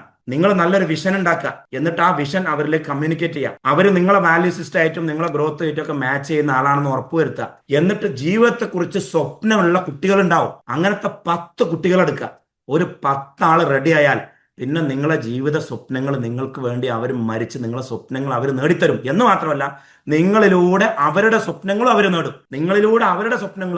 അത് നേടാൻ നിർബന്ധം. നമ്മൾ മാത്രം നന്നായാൽ പോരാ. ചുരുക്കി പറഞ്ഞാൽ ടീം ബിൽഡിംഗ് എന്ന് പറഞ്ഞ ലോങ് പ്രോസസ്സാണ്. ഞാൻ ടെക്നിക്കലി കുറച്ചും കൂടി ഡീറ്റെയിൽ ആയിട്ട് എങ്ങനെയാണ് ഓർഗനൈസേഷൻ സ്ട്രക്ചർ സെറ്റ് ചെയ്യുക, എങ്ങനെയാണ് റിപ്പോർട്ടിംഗ് സിസ്റ്റം സെറ്റ് ചെയ്യുക, എങ്ങനെയാണ് ജോബ് ഡിസ്ക്രിപ്ഷൻ സെറ്റ് ചെയ്യുക, എങ്ങനെയാണ് റോൾസ് റെസ്പോൺസിബിലിറ്റി സെറ്റ് ചെയ്യുക, അങ്ങനെ തുടങ്ങിയിട്ടില്ല എങ്ങനെയാണ് ഇവരെ പെർഫോമൻസ് മെഷർ ചെയ്യുക, എങ്ങനെയാണ് ഇവരുടെ KPIs, key performance indicators set ചെയ്യുക. എന്നിട്ട് അത് വെച്ചിട്ട് നമുക്ക് എങ്ങനെ പ്രൊമോട്ട് ചെയ്യാൻ പറ്റും, പണിയെടുക്കാത്തവനെ എങ്ങനെ തിരിച്ചറിയാം, അവൻ്റെ പണി തന്നെയാണോ എടുക്കുന്നത് എങ്ങനെ തിരിച്ചറിയാം, അവൻ്റെ പണി എടുപ്പിക്കാൻ എന്താ ചെയ്യാൻ. അങ്ങനെ കുറേ ടെക്നിക്കൽ എലമെന്റ്സ് ഉണ്ട് ഇതിൽ. അത് ഇൻഷാ അല്ലാഹ് ഇനിയുള്ള ബിസിനസ് കോച്ചിങ് ക്ലബിന്റെ ക്ലാസ്സുകളിൽ ഓരോ ദിവസങ്ങളിലായിട്ട് മേ ബി 1-2 ദിവസങ്ങൾ നമ്മൾ ടീം ബിൽഡിംഗ് മാത്രം ചർച്ച ചെയ്യും, 1-2 ആഴ്ചകൾ. അപ്പം അങ്ങനെ ഘട്ടം ഘട്ടമായിട്ട് ഓരോ സെഗ്മെന്റ് എടുത്ത്, ഒരു ആഴ്ച ഫൈനാൻസ് എടുത്ത്, ഒരാഴ്ച HR എടുത്ത്, ഒരാഴ്ച ടീം ബിൽഡിംഗ് എടുത്ത്, ഒരാഴ്ച നമ്മൾ ഡിജിറ്റൽ മാർക്കറ്റിംഗ് എടുത്ത്, ഒരാഴ്ച സെയിൽ എടുത്ത്, അങ്ങനെ 52 ആഴ്ചകളിലാണ് നമ്മൾ എടുത്തുള്ളത്. അപ്പോൾ ഓരോ ടോപ്പിക്, ഓരോ ഡിപ്പാർട്ട്മെന്റ് എടുത്ത്, ഒരാഴ്ച ഗോൾ സെറ്റിംഗ് എടുത്ത്, ആഴ്ചയിലെന്നും ഇപ്പം നമ്മൾ എന്താ ചെയ്യാന്ന് വെച്ചാൽ ഒരു ഗോൾ സെറ്റ് ചെയ്യും ഈ വർഷത്തേക്ക്. ഒരു ഉദാഹരണത്തിന് അനീസ് ഭായി ഈ വർഷം ഫോർ എക്സാമ്പിൾ 10 മില്യൺ ചെയ്യുന്നു എന്ന് വെച്ചോ. നമ്മൾ ഈ വർഷം ഒരു ഗോൾ അങ്ങോട്ട് സെറ്റ് ചെയ്യും. ഒന്നെങ്കിൽ 15 മില്യൺ, അല്ലെങ്കിൽ 20 മില്യൺ. അത് അനീസ് ഭായിയുടെ ഒരു ധൈര്യമായിരിക്കണം. അത് നിങ്ങൾ ഞാനിപ്പം സംസാരിച്ച എല്ലാവർക്കും ഞാൻ ഉള്ള ബിസിനസ് ഡബിൾ ആക്കുന്ന രീതിയിലുള്ള ഒരു ഡിസ്കഷനാണ് ഞങ്ങൾ നടത്തിയിട്ടുള്ളത്. അതിൽ അവർ വെരി മച്ച് കൺവിൻസ്ഡ് ആയിരുന്നു. ഞാനിപ്പോൾ ഇതുവരെ സംസാരിച്ച എല്ലാവർക്കും, ഈവൻ ഇന്ന് ഞാനിപ്പോൾ ഉള്ളത് EFS ലോജിസ്റ്റിക്സ് കമ്പനിയിലാണ്. EFS ലോജിസ്റ്റിക്സ് കമ്പനിയുടെ ആനുവൽ ഗോൾ സെറ്റിംഗ് ആയിരുന്നു ഇന്ന്. ഇവിടെ അത്യാവശ്യം നല്ല വോള്യമുള്ള നിയർലി 100 മില്യൺ പോലെ വോള്യമുള്ള വലിയൊരു കമ്പനിയാണ്. ഇവിടെയും ഞങ്ങൾ ഈ വർഷം സെറ്റ് ചെയ്തിരിക്കുന്നത് ഉള്ള വോള്യത്തെ ഡബിൾ ആക്കണം. അതിനു വേണ്ടിയുള്ള investment, resources, fleet, team, infrastructure build ചെയ്യാൻ തീരുമാനമായി. അതിനുവേണ്ടി ഇൻവെസ്റ്റ്മെന്റ് ചെയ്യാമെന്ന് മാനേജ്മെന്റ് അപ്രൂവ് ആക്കിയിട്ടാണ് നമ്മൾ വരുന്നത്. അപ്പം ബേസിക്കലി ചില കമ്പനികൾ 50% വളരും, ചില കമ്പനികൾ 100% വളരും, ചില കമ്പനികൾ അതിൽ കൂടുതൽ വളരും. എസ്പെഷ്യലി ചെറിയ കമ്പനികളാകുമ്പോൾ പെർസെൻറ്റേജ് വളരെ കൂടുതലായിരിക്കും. വലിയ കമ്പനികളാകുമ്പോൾ എമൗണ്ട് കൂടുതലാണെങ്കിലും പെർസെൻറ്റേജ് കുറവായിരിക്കും. കാരണം വലിയ കമ്പനികൾക്ക് ചിലപ്പം 50% ഒക്കെ വളരാൻ പറ്റുള്ളൂ, നമ്മൾ ഇൻഫ്രാസ്ട്രക്ചർ ഇട്ടാൽ പോലും. നമ്മളിപ്പോൾ കഴിഞ്ഞ വർഷം നിയർലി ഒരു 30 ഫ്ലീറ്റ് ആഡ് ചെയ്തു. ഈ വർഷം വീണ്ടും ഒരു 20-25 ഫ്ലീറ്റ് ആഡ് ചെയ്യുന്നു. അങ്ങനെ ഇൻഫ്രാസ്ട്രക്ചർ നന്നായിട്ട് ആഡ് ചെയ്യാനുണ്ട്. അപ്പോൾ ചുരുക്കി പറഞ്ഞാൽ നമ്മൾ നിങ്ങളെല്ലാവരും ഒന്ന് ഇരുന്നിട്ട് ഒരു ഗോൾ നമുക്ക് സെറ്റ് ചെയ്യണം. ആദ്യത്തെ 1-2 ആഴ്ച നമ്മൾ ഗോൾ സെറ്റിങ്ങിൽ സ്പെൻഡ് ചെയ്യും. എന്നിട്ട് എങ്ങനെയാണ് ആ ഗോൾ അച്ചീവ് ചെയ്യേണ്ടത്, അതിലേക്കുള്ള സ്ട്രാറ്റജികൾ എന്തൊക്കെയാണ്, അതെങ്ങനെയൊക്കെ, അതിന് ടീം ആരൊക്കെ കൊണ്ടുവരണം, മാർക്കറ്റിംഗിൽ ആരെ കൊണ്ടുവരണം, ഫൈനാൻസിൽ ആരെ കൊണ്ടുവരണം, സെയിൽസിൽ ആരെ കൊണ്ടുവരണം, ഫണ്ട് എത്ര ഇറക്കണം, എങ്ങനെയൊക്കെയാണ് നമുക്ക് അവിടെ എത്താൻ പറ്റുക, മറ്റ് സ്ട്രാറ്റജികൾ എങ്ങനെ, ബ്രാഞ്ച് തുറക്കണോ തുറക്കണ്ടേ, ഇപ്പോൾ വേറെ എന്തെങ്കിലും business model, parallel business model കാണണോ, അല്ലെങ്കിൽ വേറെ ബിസിനസ്സിക്ക് പോകണോ, അല്ല ഈ ബിസിനസ്സിൽ തന്നെ അഡീഷണൽ ഇൻകം ഉണ്ടാക്കാൻ വേറെ എന്തെങ്കിലും വകുപ്പുണ്ടോ, അങ്ങനെയൊക്കെയുള്ള ചർച്ചകൾ നടത്തിയിട്ട് നമ്മളൊരു പ്ലാൻ ആക്കുക. എന്നിട്ട് throughout the year every week നമ്മൾ ഇരുന്നിട്ട് അതിനെ ഫോളോ അപ്പ് ചെയ്യുക. ഒന്ന് ആഞ്ഞു പിടിച്ചു നോക്കുക. നിങ്ങളും കമ്മിറ്റഡ് ആണ്, ഞാനും കമ്മിറ്റഡ് ആണെങ്കിൽ ഞാൻ 100% ഈ വർഷം നിങ്ങൾക്ക് വേണ്ടി ഡെഡിക്കേറ്റ് ചെയ്ത് എൻ്റെ ട്രാവലും എൻ്റെ കോച്ചിങ് അസൈൻമെൻറ്റും ഒക്കെ കുറച്ചിട്ടാണ് ഞാൻ ഈ ഒരു പ്രോഗ്രാമിന് വേണ്ടി ഇരിക്കുന്നത്. ഈ വർഷം ബേസിക്കലി നിങ്ങൾ എന്നെ ലോക്കാക്കി എന്ന് വേണമെങ്കിൽ പറയാം. നിങ്ങൾ എന്നെ ലോക്കാക്കി ഈ വർഷം. പക്ഷേ 200 കമ്പനികൾ കൂടിയിട്ട് അവരുടെ സെയിൽ, ഫോർ എക്സാമ്പിൾ നമ്മൾ എല്ലാവരും കൂടി കൂടിയിട്ട് 10,000 കോടിയുടെ സെയിൽ ഉണ്ടെന്ന് വിചാരിക്കാം, അല്ലെങ്കിൽ 20,000 കോടിയുടെ സെയിൽ ഉണ്ടെന്ന് വിചാരിക്കാം. ആ കമ്പനി നമുക്ക് 10,000 ഉള്ള 20,000 ആക്കാൻ പറ്റിയ നമ്മൾ പിന്നെ ആരാ? ഈ ലോകത്ത് 10,000 കോടിയുടെ വെൽത്ത് എക്സ്ട്രാ ജനറേറ്റ് ചെയ്യാൻ പറ്റില്ല നമുക്ക്. ഈ ലോകത്ത് 10,000 കോടിയുടെ വെൽത്ത് ആസ് എ ഗ്രൂപ്പ് നമുക്ക് ജനറേറ്റ് ചെയ്യാൻ പറ്റുക. 10,000 എന്ന് ഞാൻ സാമ്പിൾ പറഞ്ഞാൽ നമുക്ക് ഓൾറെഡി മെട്രിക്സ് എടുക്കാം. ഓൾറെഡി നിങ്ങൾ എല്ലാവരും ജോയിൻ ചെയ്ത് കഴിഞ്ഞാൽ നമ്മുടെ ഗ്രൂപ്പിന്റെ ഒരു നെറ്റ് വർത്ത് കിട്ടും. ആ നെറ്റ് വർത്ത് ഡബിൾ ആക്കുക എന്നുള്ള ഒരു പ്രോസസ്സിൽ നമുക്കൊന്ന് വർക്ക് ചെയ്ത് നോക്കാം. അത് ബുക്ക് ബേസ്ഡ് ആയിരിക്കില്ല, തിയറിറ്റിക്കൽ ബേസ്ഡ് ആയിരിക്കില്ല. എല്ലാ കമ്പനികളിലും നമ്മൾ പോയി വർക്ക് ചെയ്യുമ്പോൾ നമുക്കുണ്ടാവുന്ന കുറേ പ്രാക്ടിക്കൽ എക്സ്പീരിയൻസ്, ഡിഫിക്കൽട്ടീസ് ഉണ്ട്. പ്രാക്ടിക്കൽ ഡിഫിക്കൽട്ടി ഒരുപാട് ഉണ്ടാകലുണ്ട്. അപ്പോൾ അതൊക്കെ എങ്ങനെയാണ് തരണം ചെയ്യാൻ നോക്കി ഘട്ടം ഘട്ടമായിട്ട് വീക്കായിട്ട് നമുക്കൊരു വർഷം പിടിച്ചു വെക്കുക. Let us all aim four എന്താണ് പറയുക, 1 doubling our sales this year. At least 50%, possibly double. I say double. At least 50%, possibly double. I say double. അതോടൊപ്പം തന്നെ ബിസിനസ്സിൽ നമ്മളെല്ലാവരും മഹാമണ്ടത്തരങ്ങൾ ഒരുപാട് ചെയ്യുന്നുണ്ട്. എന്നോട് മീറ്റ് ചെയ്ത എല്ലാവർക്കും അത് മനസ്സിലായിട്ടുണ്ടാവും. അതിലൊക്കെ കുറേ മാറ്റങ്ങൾ വരുത്താനുണ്ട്. സിസ്റ്റം വൈസ് നമ്മളെ പൈസ എവിടെ, നമ്മൾ കടുക് പോണ കാണും, ആന പോണ കാണൂല. അതാണ് നമ്മളെ പരിപാടി. കടുക് പോണ കാണാന്ന് പറഞ്ഞാൽ ഡ്രൈവറെ സാലറി 1,200 ആക്കുന്നത് അത് 1,300 ആക്കാൻ നമ്മൾ പിടിച്ചു വെക്കുക, 100 റിയാൽ. പക്ഷേ അപ്പുറത്ത് പിന്നെ സിസ്റ്റം ഇല്ലാത്തത് കൊണ്ട് സ്റ്റോക്ക് ഡെഡായിട്ട് 5 മില്യൺ പോണത് നമ്മൾ കാണൂല. ഡ്രൈവറെ സാലറി 100 റിയാൽ സേവ് ചെയ്ത് നമ്മൾ ഭയങ്കര സ്മാർട്ടാണ്. പക്ഷേ ഇൻവെന്ററിക്കാരനെയും വെക്കാത്തതുകൊണ്ട് അവിടുന്ന് 5 മില്യൺ സ്റ്റോക്ക് എക്സ്പയർ ആയി പോയത് നമ്മൾ അറിഞ്ഞിട്ടില്ല. ആന പോണെ നമ്മൾ കാണൂല. അപ്പോൾ let us work on system, let us work on team, let us work. പിന്നെ മര്യാദയ്ക്ക് ഒരു സ്റ്റാഫിനെ കിട്ടണമെങ്കിൽ ബ്രാൻഡിന് വാല്യൂ ആണ്. ബ്രാൻഡിന് വാല്യൂ ആണ്. ഇപ്പം ഞാൻ പെണ്ണിട്ടാണ്, എന്നോട് എൻ്റെ അമ്മോശാക്ക് ചോദിക്കും എവിടെയാണ് വർക്ക് ചെയ്യണത്. ഞാൻ ഒരു കുഞ്ഞാപ്പു ആൻഡ് കുഞ്ഞാപ്പു കമ്പനിയിൽ വർക്ക് ചെയ്യുന്നതിന് പെണ്ണിട്ടൂല. ഞാൻ ലുലുല വർക്ക് ചെയ്യണത്, ഞാൻ നെസ്റ്റോല വർക്ക് ചെയ്യണത്, ഞാൻ കെയ്ഫില വർക്ക് ചെയ്യണത്, ഞാൻ ട്രാവൽ ആൻഡ് വർക്ക് ചെയ്യണത്, ഞാൻ ഡെലോയിറ്റിലെ വർക്ക് ചെയ്യണത്, ഞാൻ HP നല്ല സ്റ്റാഫ്. നമ്മൾക്ക് ആദ്യമൊക്കെ ട്രാവൽ ആൻഡ് ഗ്രോ തുടങ്ങിയ കാലത്ത് സ്റ്റാഫിനെ കിട്ടാൻ ഭയങ്കര പണിയേനി. അതുകൊണ്ട് തന്നെ കിട്ടിയ സ്റ്റാഫ് നമ്മളോട് നല്ലോണം നീപ്പിച്ചിട്ടുണ്ട്, നമുക്കിട്ട് പണി തന്നിട്ടുണ്ട്. പക്ഷെ ഇപ്പം അങ്ങനല്ല. ഇന്ന് ഞാൻ ഒരു വീഡിയോ ഇട്ടിട്ടുണ്ട്, നിങ്ങളെ ക്വാളിഫിക്കേഷൻ പ്രശ്നമല്ല, പണി മറിയുമെങ്കിൽ ജോലി തരാമെന്ന് പറഞ്ഞിട്ട്. ഇന്ന് മാത്രം എനിക്ക് 150 CV വന്നിക്കണം. ആ 150 നേരത്തെ 3 മണിക്കൂറിന്റെ CV ആണ്. ഇപ്പം എത്ര ആയി എന്നുള്ളത് നോക്കണം. 3 മണിക്കൂർ കൊണ്ട് 150 CV വന്നിക്കണം. കുഞ്ഞാപ്പു കമ്പനി, നല്ല ബ്രാൻഡ് നെയിം. ആയിക്കോട്ടെ. ഞാൻ പറഞ്ഞു വരുന്നത്, you have A good vision. എന്നിട്ട് എംപ്ലോയിക്ക് അവന്റെ ജീവിത സ്വപ്നങ്ങൾ സാക്ഷാത്കരിക്കാൻ നിങ്ങളുടെ കൂടെ കൂടിയാൽ പറ്റും എന്നുള്ള ആത്മവിശ്വാസം ഉണ്ടാക്കി കൊടുക്കാൻ പറ്റി. നിങ്ങളുടെ കൾച്ചറും വാല്യൂസും എത്തിക്സും എറ്റിക്കേറ്റ്സും ആയിട്ട് അവൻ മാച്ച് ചെയ്യുന്നു. നിങ്ങളുടെ ബ്രാൻഡ് വാല്യൂ പൊളിയാണ്. അങ്ങനെയാണെങ്കിൽ അവൻ നിങ്ങളെ വിട്ടുപോകില്ല, ആട്ടിയാലും പോകില്ല. മറ്റുള്ള കൈ കൊണ്ട് കോയിനാട്ടിയ മാതിരി ഉണ്ടാവും, കോയി ഇങ്ങോട്ട് തന്നെ വാങ്ങി തരും. അപ്പൊ നമുക്കൊരു ലോയൽ ടീമിനെ ബിൽഡ് ചെയ്യണം. ഈ വിഷയത്തിൽ എന്തെങ്കിലും ചോദ്യങ്ങൾ ഉണ്ടെങ്കിൽ നമ്മൾ ജനുവരി മാസത്തിലാണ് പ്രോപ്പർലി ബിസിനസ് കോച്ചിങ് ക്ലബിന്റെ ആക്ടിവിറ്റി തുടങ്ങുക. ജനുവരിയിൽ ആദ്യത്തെ 2 ആഴ്ച നമ്മൾ പ്രീ കോച്ചിങ് ആക്ടിവിറ്റി ആയിരിക്കും. 1-ാം തീയതി മുതൽ തുടങ്ങും. പ്രീ കോച്ചിങ് ആക്ടിവിറ്റിയിൽ നിങ്ങളുടെ ഡീറ്റെയിൽസ് എഴുതി വാങ്ങലും നിങ്ങളുടെ സ്ട്രെങ്ത് നോക്കലും വീക്ക്നെസ് നോക്കലും ഓപ്പർച്യൂണിറ്റി നോക്കലും അങ്ങനെ നിങ്ങളുടെ കമ്പനിയെക്കുറിച്ച് ഡീറ്റെയിൽ ആയിട്ട് പഠിക്കലാണ് എൻ്റെ പണി. പിന്നെ 15-ാം തീയതി മുതൽ നമ്മൾ ഗോൾ സെറ്റിംഗ് ആണ്. 15-ാം തീയതിയാണ് നമ്മൾ ഈ വർഷത്തെ ഗോൾ സെറ്റ് ചെയ്യുക. പിന്നെ അടുത്ത ആഴ്ച മുതൽ 21-ാം ദിവസം മുതലുള്ള ഓരോ ദിവസം ഈ ഗോൾ ഫോളോ അപ്പ് ചെയ്ത് അതിന് വേണ്ടിയുള്ള ടീമും സിസ്റ്റവും സ്ട്രാറ്റജിയും ബിൽഡ് ചെയ്ത് ഫോളോ അപ്പ് ചെയ്ത് ഓരോ ഡിപ്പാർട്ട്മെന്റ് ഓരോ മാസത്തിൽ ക്ലിയർ ആക്കി നമുക്ക് മുന്നോട്ട് പോകാം. ഞാൻ ഒറ്റക്കല്ല, എൻ്റെ കൂടെ CFO ഉണ്ടാവും, എൻ്റെ കൂടെ ഡിജിറ്റൽ മാർക്കറ്റിംഗ് എക്സ്പെർട്ട് ഉണ്ടാവും, HR എക്സ്പെർട്ട് ഉണ്ടാവും, മാർക്കറ്റിംഗ് എക്സ്പെർട്ട് ഉണ്ടാവും, സെയിൽസ് എക്സ്പെർട്ട് ഉണ്ടാവും, ഫണ്ടിങ് എക്സ്പെർട്ട് ഉണ്ടാവും, IPO എക്സ്പെർട്ട് ഉണ്ടാവും, പ്രൈവറ്റ് ഇക്വിറ്റി ഫണ്ടിങ് ഗ്രൂപ്പ് ഉണ്ടാവും. അങ്ങനെ തുടങ്ങി അതുപോലെ തന്നെ ലീഗൽ ടീം ഉണ്ടാവും, വക്കീലന്മാരുണ്ടാവും, ചാർട്ടേഡ് അക്കൗണ്ടൻസ് ഉണ്ടാവും, കോർപ്പറേറ്റ് ലോയേഴ്സ് ഉണ്ടാവും. ഇവരൊക്കെ വന്നിട്ട് ഒരു ബിസിനസ്സിൽ എന്ത് ചെയ്യണം എന്ത് ചെയ്യരുത് എന്ന് നമുക്ക് ക്ലാസ് എടുത്ത് തരുന്ന ഒരു സമഗ്രമായ ബിസിനസ് ലേണിംഗ് പ്രോസസ്സാണ് ബിസിനസ് കോച്ചിങ് ക്ലബ്. നിങ്ങളുടെ ബിസിനസ് ജീവിതത്തിൽ നിങ്ങളെടുത്ത ഏറ്റവും നല്ല trust me, you have to take that risk of trusting my process. You have to take that risk of trusting my process. നിങ്ങളുടെ ബിസിനസ് ജീവിതത്തിൽ നിങ്ങളെടുത്ത ഏറ്റവും നല്ലൊരു തീരുമാനമായിരിക്കും ബിസിനസ് കോച്ചിങ് ക്ലബ്ബ് എന്നുള്ള ഈ കമ്മ്യൂണിറ്റീൻ്റെ മെമ്പർ ആവുക എന്നുള്ളത്. ഒന്നുമില്ലെങ്കിൽ നമുക്ക് എന്നും വൈകുന്നേരം ഇങ്ങനെ ഇരുന്നിട്ട് കണ്ടൂടെ, ചിരിച്ചൂടെ, സംസാരിച്ചൂടെ, പരസ്പരം പ്രചോദിപ്പിച്ചൂടെ. നമുക്ക് ഓഫ്ലൈൻ ക്ലാസ്സുകൾ നിങ്ങൾ ക്ലാസ്സിൽ ജോയിൻ ചെയ്തതിന് ശേഷം നിങ്ങളായിട്ട് ആദ്യമായിട്ട് പേഴ്സണലി ഒന്ന് മീറ്റ് ചെയ്യും. ആ മീറ്റിംഗ് ഓഫ്ലൈൻ ആയിരിക്കും. ഒന്നാണ് നമ്മൾ പ്ലാൻ ഉണ്ടാക്കുക. അതിനുശേഷം നമ്മൾ 6 മാസം കൂടുമ്പോൾ ഒരു നല്ലൊരു ഹോട്ടലിൽ അടിപൊളി ഒരു ഇത് വെച്ചിട്ട് ഒരു 1 ഡേ ഫുള്ള് നമ്മൾ മീറ്റ് ചെയ്തിരിക്കും. അതിനുശേഷം ഇയർ എൻഡിൽ നമുക്ക് ഗോൾ സെലിബ്രേറ്റ് ചെയ്യേണ്ടത് നമ്മൾ അച്ചീവ് ചെയ്തത്. ചില ആളുകൾ 50% അച്ചീവ് ചെയ്തിട്ടുണ്ടാവും, ചില ആളുകൾ 100% അച്ചീവ് ചെയ്തിട്ടുണ്ടാവും. നമ്മൾ പരസ്പരം കെട്ടിപ്പിടിച്ച് സെലിബ്രേറ്റ് ചെയ്യും. Let us celebrate our success this year. Meeting നമുക്ക് കഴിയുന്നതും ദുബായിൽ വെക്കാം. ഇപ്പോൾ ലത്തീഫായൊക്കെ കോഴിക്കോട് വർക്ക് ചെയ്യുന്ന ആളാണെങ്കിലും ദുബായിലേക്ക് വരെ നിങ്ങൾ സെലിബ്രേറ്റ് ചെയ്യാൻ എന്തേ പറ്റൂലേ? ദുബായിലാക്കാം നമുക്ക് മീറ്റിംഗ്. എല്ലാവരും ഏത് രാജ്യത്തു നിന്നുള്ള ആൾക്കും വരാൻ പറ്റിയ സ്ഥലമാണല്ലോ ദുബായ്. നമ്മൾ പൈസ ഉണ്ടാക്കും. ആ ദുബായ് ടിക്കറ്റിനുള്ള പൈസ, അവിടെ താമസിക്കാനുള്ള പൈസ ഒക്കെ നമ്മൾ ഉണ്ടാക്കുന്നേ. പൊളിക്കണം നമുക്ക്. അപ്പൊ ഫിസിക്കൽ മീറ്റിംഗ് ഉണ്ടാവും, ഓൺലൈൻ മീറ്റിംഗ് ഉണ്ടാവും. ടൈം ഇപ്പോൾ ഒരു താരത്തിന് വൈകുന്നേരം ദുബായ് ടൈം 8 മണിയാണല്ലോ. എല്ലാ ദിവസവും 8 മണിക്ക് എല്ലാവർക്കും അറ്റൻഡ് ചെയ്യാൻ പറ്റില്ല. പക്ഷെ അന്ന് തന്നെ രാത്രി നമ്മളിത് നമ്മുടെ സിസ്റ്റത്തിലിടും. നമ്മളെ ലോഗിനിലുണ്ടാവും. ലോഗിനിൽ കയറി കഴിഞ്ഞാൽ ഈ 365 ദിവസത്തെ അല്ലെങ്കിൽ 152 ദിവസത്തെ എല്ലാ ദിവസത്തെ ക്ലാസ്സും അതിലുണ്ടാവും. അപ്പൊ നിങ്ങളുടെ പക്ഷേ ഈ ഇന്നത്തെ ക്ലാസ് അറ്റൻഡ് ചെയ്യുന്നതിന് മുമ്പ് മിനിയാമത്തെ ക്ലാസ് അറ്റൻഡ് ചെയ്ത് തീർക്കണം. അതെന്തുകൊണ്ടെന്ന് വെച്ചാൽ അതിൽ ചിലപ്പോൾ നിങ്ങൾക്ക് ഒരു ആക്ടിവിറ്റി ചെയ്യാനുണ്ടാവും. അതിനുള്ള കണ്ടിന്യൂഷൻ ആയിരിക്കും ഇന്നത്തത്. അപ്പൊ എപ്പോഴും ആ 48 അവേഴ്സിന്റെ ടൈം കൊണ്ട് ക്ലാസ് കണ്ടു തീർക്കൽ നിർബന്ധമാണ്. അത് ഞങ്ങൾക്ക് ഇവിടുന്ന് മോണിറ്റർ ചെയ്യാൻ പറ്റും, നിങ്ങൾ ക്ലാസ് കണ്ടിട്ടുണ്ടോ ഇല്ലേ എന്നുള്ളത്.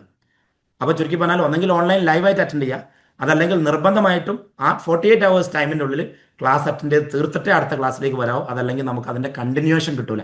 അപ്പം once again thank you so much for joining business coaching club. നിങ്ങളുടെ ജീവിതത്തിലെ ഒരു വലിയൊരു വഴിത്തിരിവായി ഇത് ദൈവം മാറ്റട്ടെ, പഠിച്ചവൻ മാറ്റട്ടെ.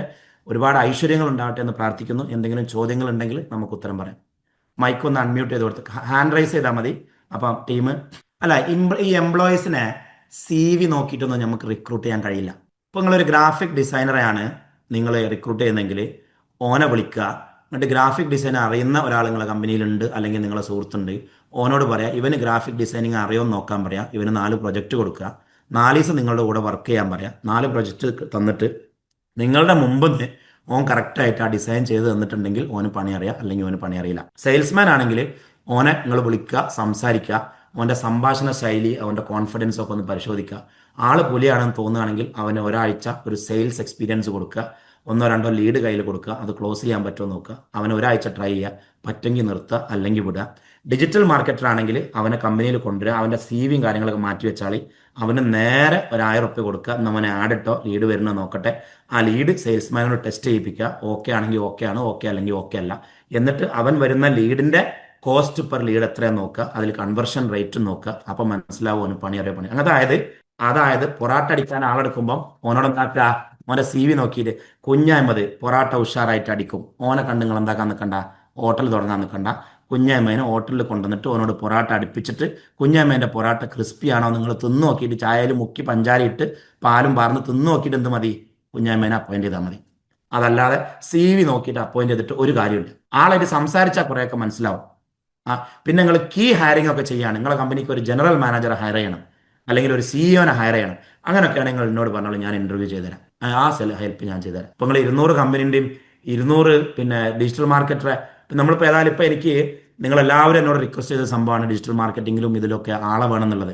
മാർക്കറ്റിൽ ആൾ വളരെ കുറവാണ്. ഞാനിപ്പോൾ ഷബീറിനോട് പറഞ്ഞതെന്ന് വെച്ചാൽ, ഷബീർ നീ ഒരു അക്കാഡമി തുടങ്ങും, നമ്മുടെ ഡിജിറ്റൽ മാർക്കറ്റിംഗ് ഹെഡ്.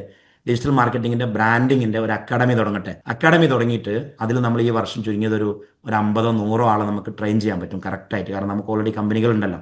എന്നിട്ട് ഒരു 6 മാസം കൊണ്ട് പഠിപ്പിച്ചിട്ട് ഞങ്ങൾക്ക് തരാം, നിങ്ങൾ അതിനെ റിക്രൂട്ട് ചെയ്ത് കൊണ്ടുപോയിക്കോളി. അങ്ങനെ അത് ഉണ്ടാക്കിയെടുക്കലേ നടക്കുള്ളൂ, അല്ലാതെ മാർക്കറ്റിൽ സാധനമില്ല. അപ്പോൾ ആ digital marketing, editing, videograph, social video management, branding, അങ്ങനെയൊക്കെയുള്ള സ്റ്റാഫിനെ ഉണ്ടാക്കാനുള്ള ഒരു സംവിധാനം, ഒരു ഫാക്ടറി നമ്മൾ സെറ്റാക്കുന്നുണ്ട്. അതിപ്പോൾ ഒരു 6 മാസം കൊണ്ട് അത് സെറ്റായി വരും. അതൊന്ന്. രണ്ട്, പിന്നെ നിങ്ങൾ വേറെ ആരെങ്കിലുമൊക്കെ ഡിജിറ്റൽ മാർക്കറ്റിംഗ് കമ്പനികൾ നടത്തുന്നുണ്ടെങ്കിൽ, ട്രെയിനിങ് കമ്പനികൾ നടത്തുന്നുണ്ടെങ്കിൽ അവരുടെ അടുത്ത് പോയിട്ട് അക്കാഡമിയിൽ പോയിട്ട് അവരെ ഹയർ ചെയ്യുക. ഹയർ അല്ല ആദ്യം ചെയ്യേണ്ടത്, ടെസ്റ്റ് ചെയ്യുക. അവർക്ക് പണി അറിയും എന്നുണ്ടെങ്കിലേ എടുക്കാവൂ. പണി നോക്കുക, അത്രേ ഉള്ളൂ. അല്ലാതെ CV നോക്കിയിട്ട് കാര്യമില്ല. നിങ്ങളെ സീനിയർ മോസ്റ്റ് മാനേജ്മെന്റിനെ ഹയർ ചെയ്യുന്ന സമയത്ത് നിങ്ങൾ എന്നെ വിളിച്ചോളൂ, ഞാൻ ഇന്റർവ്യൂ അറ്റൻഡ് ചെയ്ത് എൻ്റെ ഓഫീസിലേക്ക് വിട്ടാൽ മതി. ഞാൻ ഇന്റർവ്യൂ ചെയ്തിട്ട് എൻ്റെ റിപ്പോർട്ട് ഞങ്ങൾക്ക് തരാം. ഓക്കെ, ആ ഹെൽപ്പ് ഞാൻ ചെയ്തുതരാം. അതായത് CEO, CFO, ജനറൽ മാനേജർ, അങ്ങനെയൊക്കെയുള്ള പോസ്റ്റുകൾ ഉണ്ടല്ലോ, അതായത് ടോപ്പ് എംപ്ലോയി, നിങ്ങൾക്ക് ശേഷം നിങ്ങളുടെ താഴെയുള്ള ഏറ്റവും ടോപ്പ് എംപ്ലോയി, അങ്ങനത്തെ എംപ്ലോയീസിനെ ഹയർ ചെയ്യുമ്പോൾ എന്നോട് പറഞ്ഞാൽ മതി. ഞാൻ നിങ്ങളെ ഹെൽപ്പ് ചെയ്യാം ആ വിഷയത്തിൽ. And we are very good at it. എൻ്റെ ലൈഫിൽ ചുരുങ്ങിയതൊരു 20,000 സ്റ്റാഫിനെങ്കിലും നമ്മൾ ഹയർ ചെയ്തിട്ടുണ്ടാവല്ലോ ഓരോ കമ്പനികളിൽ നോക്കുകയാണെങ്കിൽ. അപ്പോൾ ആ ഒരു കഴിഞ്ഞ 15 വർഷത്തെ അത്രയും സ്റ്റാഫിന് ഹയർ, 20,000 അല്ല ഉണ്ടാകുക. ഇപ്പോൾ ഒരു ഉദാഹരണത്തിന് റോയൽ മാർട്ടിൽ മാത്രം നോക്കുകയാണെങ്കിൽ നമ്മളൊരു വർഷം 1,300 ആളുകളെ ഹയർ ചെയ്യുന്നുണ്ട്. സിറ്റി ഫ്ലോർ നോക്കുകയാണെങ്കിൽ ഒരു വർഷം 200-300 ആളുകളെ ഒരു വർഷം മാത്രം ഹയർ ചെയ്യുന്നുണ്ട്. നെസ്റ്റോയിൽ നോക്കുകയാണെങ്കിൽ അതിനൊക്കെ എണ്ണല്ല. അതിൽ പിന്നെ റുമാനിൽ നോക്കുകയാണെങ്കിൽ നമ്മൾ ഒരു 100 സ്റ്റാഫിനെ ഹയർ ചെയ്യുന്നുണ്ട്. നമ്മൾ മാത്രം ഞങ്ങൾ 100 സ്റ്റാഫിനെ ഞങ്ങൾ ഹയർ ചെയ്യുന്നുണ്ട്. അപ്പോൾ ഓരോ കമ്പനിയിലും 100 മുതൽ 1000 വരെ ആളുകളെ ഹയർ ചെയ്യുന്ന പല കമ്പനികളുമായിട്ട് കഴിഞ്ഞ 10-15 വർഷമായിട്ട് നമുക്ക് സമ്പർക്കം ഉണ്ടായിരുന്നു. അപ്പോൾ അതൊക്കെ നമുക്ക് സംസാരിക്കും പെട്ടെന്ന് മനസ്സിലാവും. അപ്പോൾ കീ പോസ്റ്റ് എപ്പോഴും നമ്മളെപ്പോലെയുള്ള ഒരാളെ കൊണ്ട് ഇൻ്റർവ്യൂ ചെയ്യിപ്പിച്ചിട്ട് നിങ്ങൾ എടുക്കുക, നിങ്ങൾ സ്വന്തമായിട്ട് എടുക്കരുത്. കാരണം അതൊരു അത്രയും പൈസ കൊടുക്കുന്ന ഒരു പോസ്റ്റാണല്ലോ. ഈ ന്യൂ ബിസിനസ് ഐഡിയ നിങ്ങൾ പുതുതായിട്ട് തുടങ്ങുക പറഞ്ഞു ഓരോരുത്തർ ഇങ്ങനെ സംസാരിക്കട്ടെ. ഈ അൺമ്യൂട്ട് ചെയ്തിട്ടേ, അഡ്മിൻ ആളുകളെ അൺമ്യൂട്ട് ചെയ്ത് കൊടുക്കൂട്ടോ, ചോദ്യം ചോദിക്കാനുള്ള ആളുകൾ. സ്റ്റാർട്ടപ്പ് കമ്പനികൾക്കൊക്കെ ഈ ഒരു പ്രോസസ്സിലൂടെ പോയാൽ മതി. അത് എങ്ങനെ വളർത്തണം, എന്ത് ചെയ്യണം, എന്ത് ചെയ്യരുത്, എന്തൊക്കെ കാര്യങ്ങൾ ചെയ്യണം എന്നുള്ള ഫുൾ എഡ്യൂക്കേഷൻ ഈ പ്രോസസ്സിൽ കിട്ടും. സ്റ്റാർട്ടപ്പ് കമ്പനിയൊക്കെ ശരിക്കും വളരും. അതായത് ഈ പ്രോസസ്സ് നമ്മൾ സെറ്റ് ചെയ്തിട്ടുള്ളത്, അത് സ്റ്റാർട്ടപ്പുകാരനാവട്ടെ, 10 കോടിക്കാരനാവട്ടെ, 50 കോടിക്കാരനാവട്ടെ, 100 കോടിക്കാരനാവട്ടെ, എവിടെയാണോ നിങ്ങൾ നിൽക്കുന്നത് അവിടുന്ന് മേലോട്ട് വളരാനുള്ള ഒരു പ്രോസസ്സാണ്. അല്ലാതെ നിങ്ങളെ ബിസിനസ് പഠിപ്പിക്കുന്ന പ്രോസസ്സല്ല കുര്യൻ ചേട്ടാ ഇത്. നിങ്ങളെ ബിസിനസ് പഠിപ്പിക്കുന്ന പ്രോസസ്സല്ല. ബിസിനസ്സിന് ഒരു പ്രൊഫഷണൽ സിസ്റ്റവും ടെക്നിക്കും ടൂൾസും ഉണ്ട്. നിങ്ങളുടെ ബിസിനസ് എന്ന ആ മാവിനെ ആ പ്രൊഫഷണൽ സിസ്റ്റത്തിലേക്കും പ്രോസസ്സിലേക്കും ടൂൾസിലേക്കും ഒഴിക്കുന്ന പ്രോസസ്സാണ് കോച്ചിങ്. ഓരോരുത്തരുടെയും ഔട്ട്കം നിങ്ങൾ ഒഴിച്ച മാവിനനുസരിച്ച് മാറിയിരിക്കും. കാരണം നിങ്ങളുടെ ബിസിനസ്, അപ്പം നിങ്ങളെ ബിസിനസ് അല്ല എനിക്കറിയേണ്ടത് ബിസിനസ് പ്രോസസ്സുകളാണ്, ബിസിനസ് സിസ്റ്റങ്ങളാണ്, ബിസിനസ് ടൂൾസ് ആണ്, ബിസിനസ് ടെക്നിക്സ് ആണ്, ബിസിനസ് സോഫ്റ്റ്വെയറുകളാണ്, ബിസിനസ് എക്സ്പെർട്ടീസുകളാണ്, ഡിസിഷൻ മേക്കിംഗ് സ്കില്ലുകളാണ്, ട്രബിൾ ഷൂട്ടിംഗ് ആണ്, പ്രശ്നങ്ങളുടെ പരിഹാരങ്ങളാണ്. പറയൂ. മനോജ് ഹാൻഡ് റൈസ് ചെയ്തോ? മനോജ് ഹാൻഡ് റൈസ് ചെയ്തിട്ടില്ലല്ലോ. മനോജ്, ഓക്കെ, ഇപ്പൊ പറയാം. മനോജ് മുങ്ങിക്കളിക്കല്ലേ? മനോജിനെ ഞാൻ അൺമ്യൂട്ട് ചെയ്യാൻ പറഞ്ഞിട്ടുണ്ട്. അൺമ്യൂട്ട് ചെയ്യൂ. യെസ്, സംസാരിക്കും മനോജ്. Thank you. ഇപ്പോഴാണ് മ്യൂട്ട് ആക്കി കിട്ടിയത്. ഞാൻ എവിടുന്ന മനോജ്? ഞാൻ UK യിലാണ്. ഞാൻ ആക്ച്വലി ഇവിടെ ഒരു 16 വർഷമായിട്ട് ഇവിടെ സെറ്റില്ല. Very good. ആക്ച്വലി എന്താ ചെയ്യുന്നത്? ഞാൻ ആക്ച്വലി IT, എന്റെ പ്രൊഫഷൻ നോക്കുകയാണെങ്കിൽ ഞാൻ IT എഞ്ചിനീയർ ആയിരുന്നു 18 ആ വർഷമായിട്ട്. പക്ഷെ ആ ചില സാഹചര്യങ്ങൾ, ഇപ്പോൾ ഡോക്ടർ പറഞ്ഞ പല പോയിന്റുകളും ഞാൻ നോക്കാതെ ബിസിനസ്സിൽ എല്ലാം പോയി ഇൻവെസ്റ്റ് ചെയ്ത് ആ മൊത്തത്തിൽ വെള്ളത്തിൽ നോട്ട് കൊണ്ട് ഒരു കപ്പലുണ്ടാക്കി വിട്ട പോലെ ആയിപ്പോയി. അപ്പോൾ ഞാൻ എന്തായാലും ഒരു ജെന്യൂൻ ആയിട്ട് ഒരു നല്ലൊരു ബിസിനസ് തുടങ്ങി അതിനെ വിജയിപ്പിച്ചെടുക്കുക ആം, എന്നുള്ളൊരു ആഗ്രഹമാകത്തോണ്ടാണ് ഞാൻ ഈ ഇതിലേക്ക് ജോയിൻ ചെയ്തു. ഇറങ്ങിയത്. ഓക്കെ ഓക്കെ സത്യം ഓക്കെ പറഞ്ഞത് ഓക്കെ. ഇപ്പൊ തുടങ്ങിയോ? കമ്പനി തുടങ്ങിയോ? ഞാൻ ഇത് ശരിക്കും ഈ ഒരു ചിന്ത വന്നിട്ട് ഏകദേശം 8 months, like nearly okay 1 year ആകുന്നു. അതിൽ ഞാൻ 6 months ആയിട്ട് ഇതിനു വേണ്ടി ഹാർഡ് വർക്ക് ചെയ്ത് തുടങ്ങി. അതിന്റെ കൂടെ ഞാൻ ആക്ച്വലി ചെറിയൊരു ടീം ബിൽഡ് ചെയ്തു. അതായത് ഞാൻ ഫുഡ് ഇൻഡസ്ട്രിയിലാണ് മെയിൻ ആയിട്ട് ആക്ച്വലി നോക്കുന്നത്, IT-ലല്ല. ഈവൻ IT ആണ് എന്റെ എക്സ്പെർട്ടൈസ് എന്നുള്ളത്.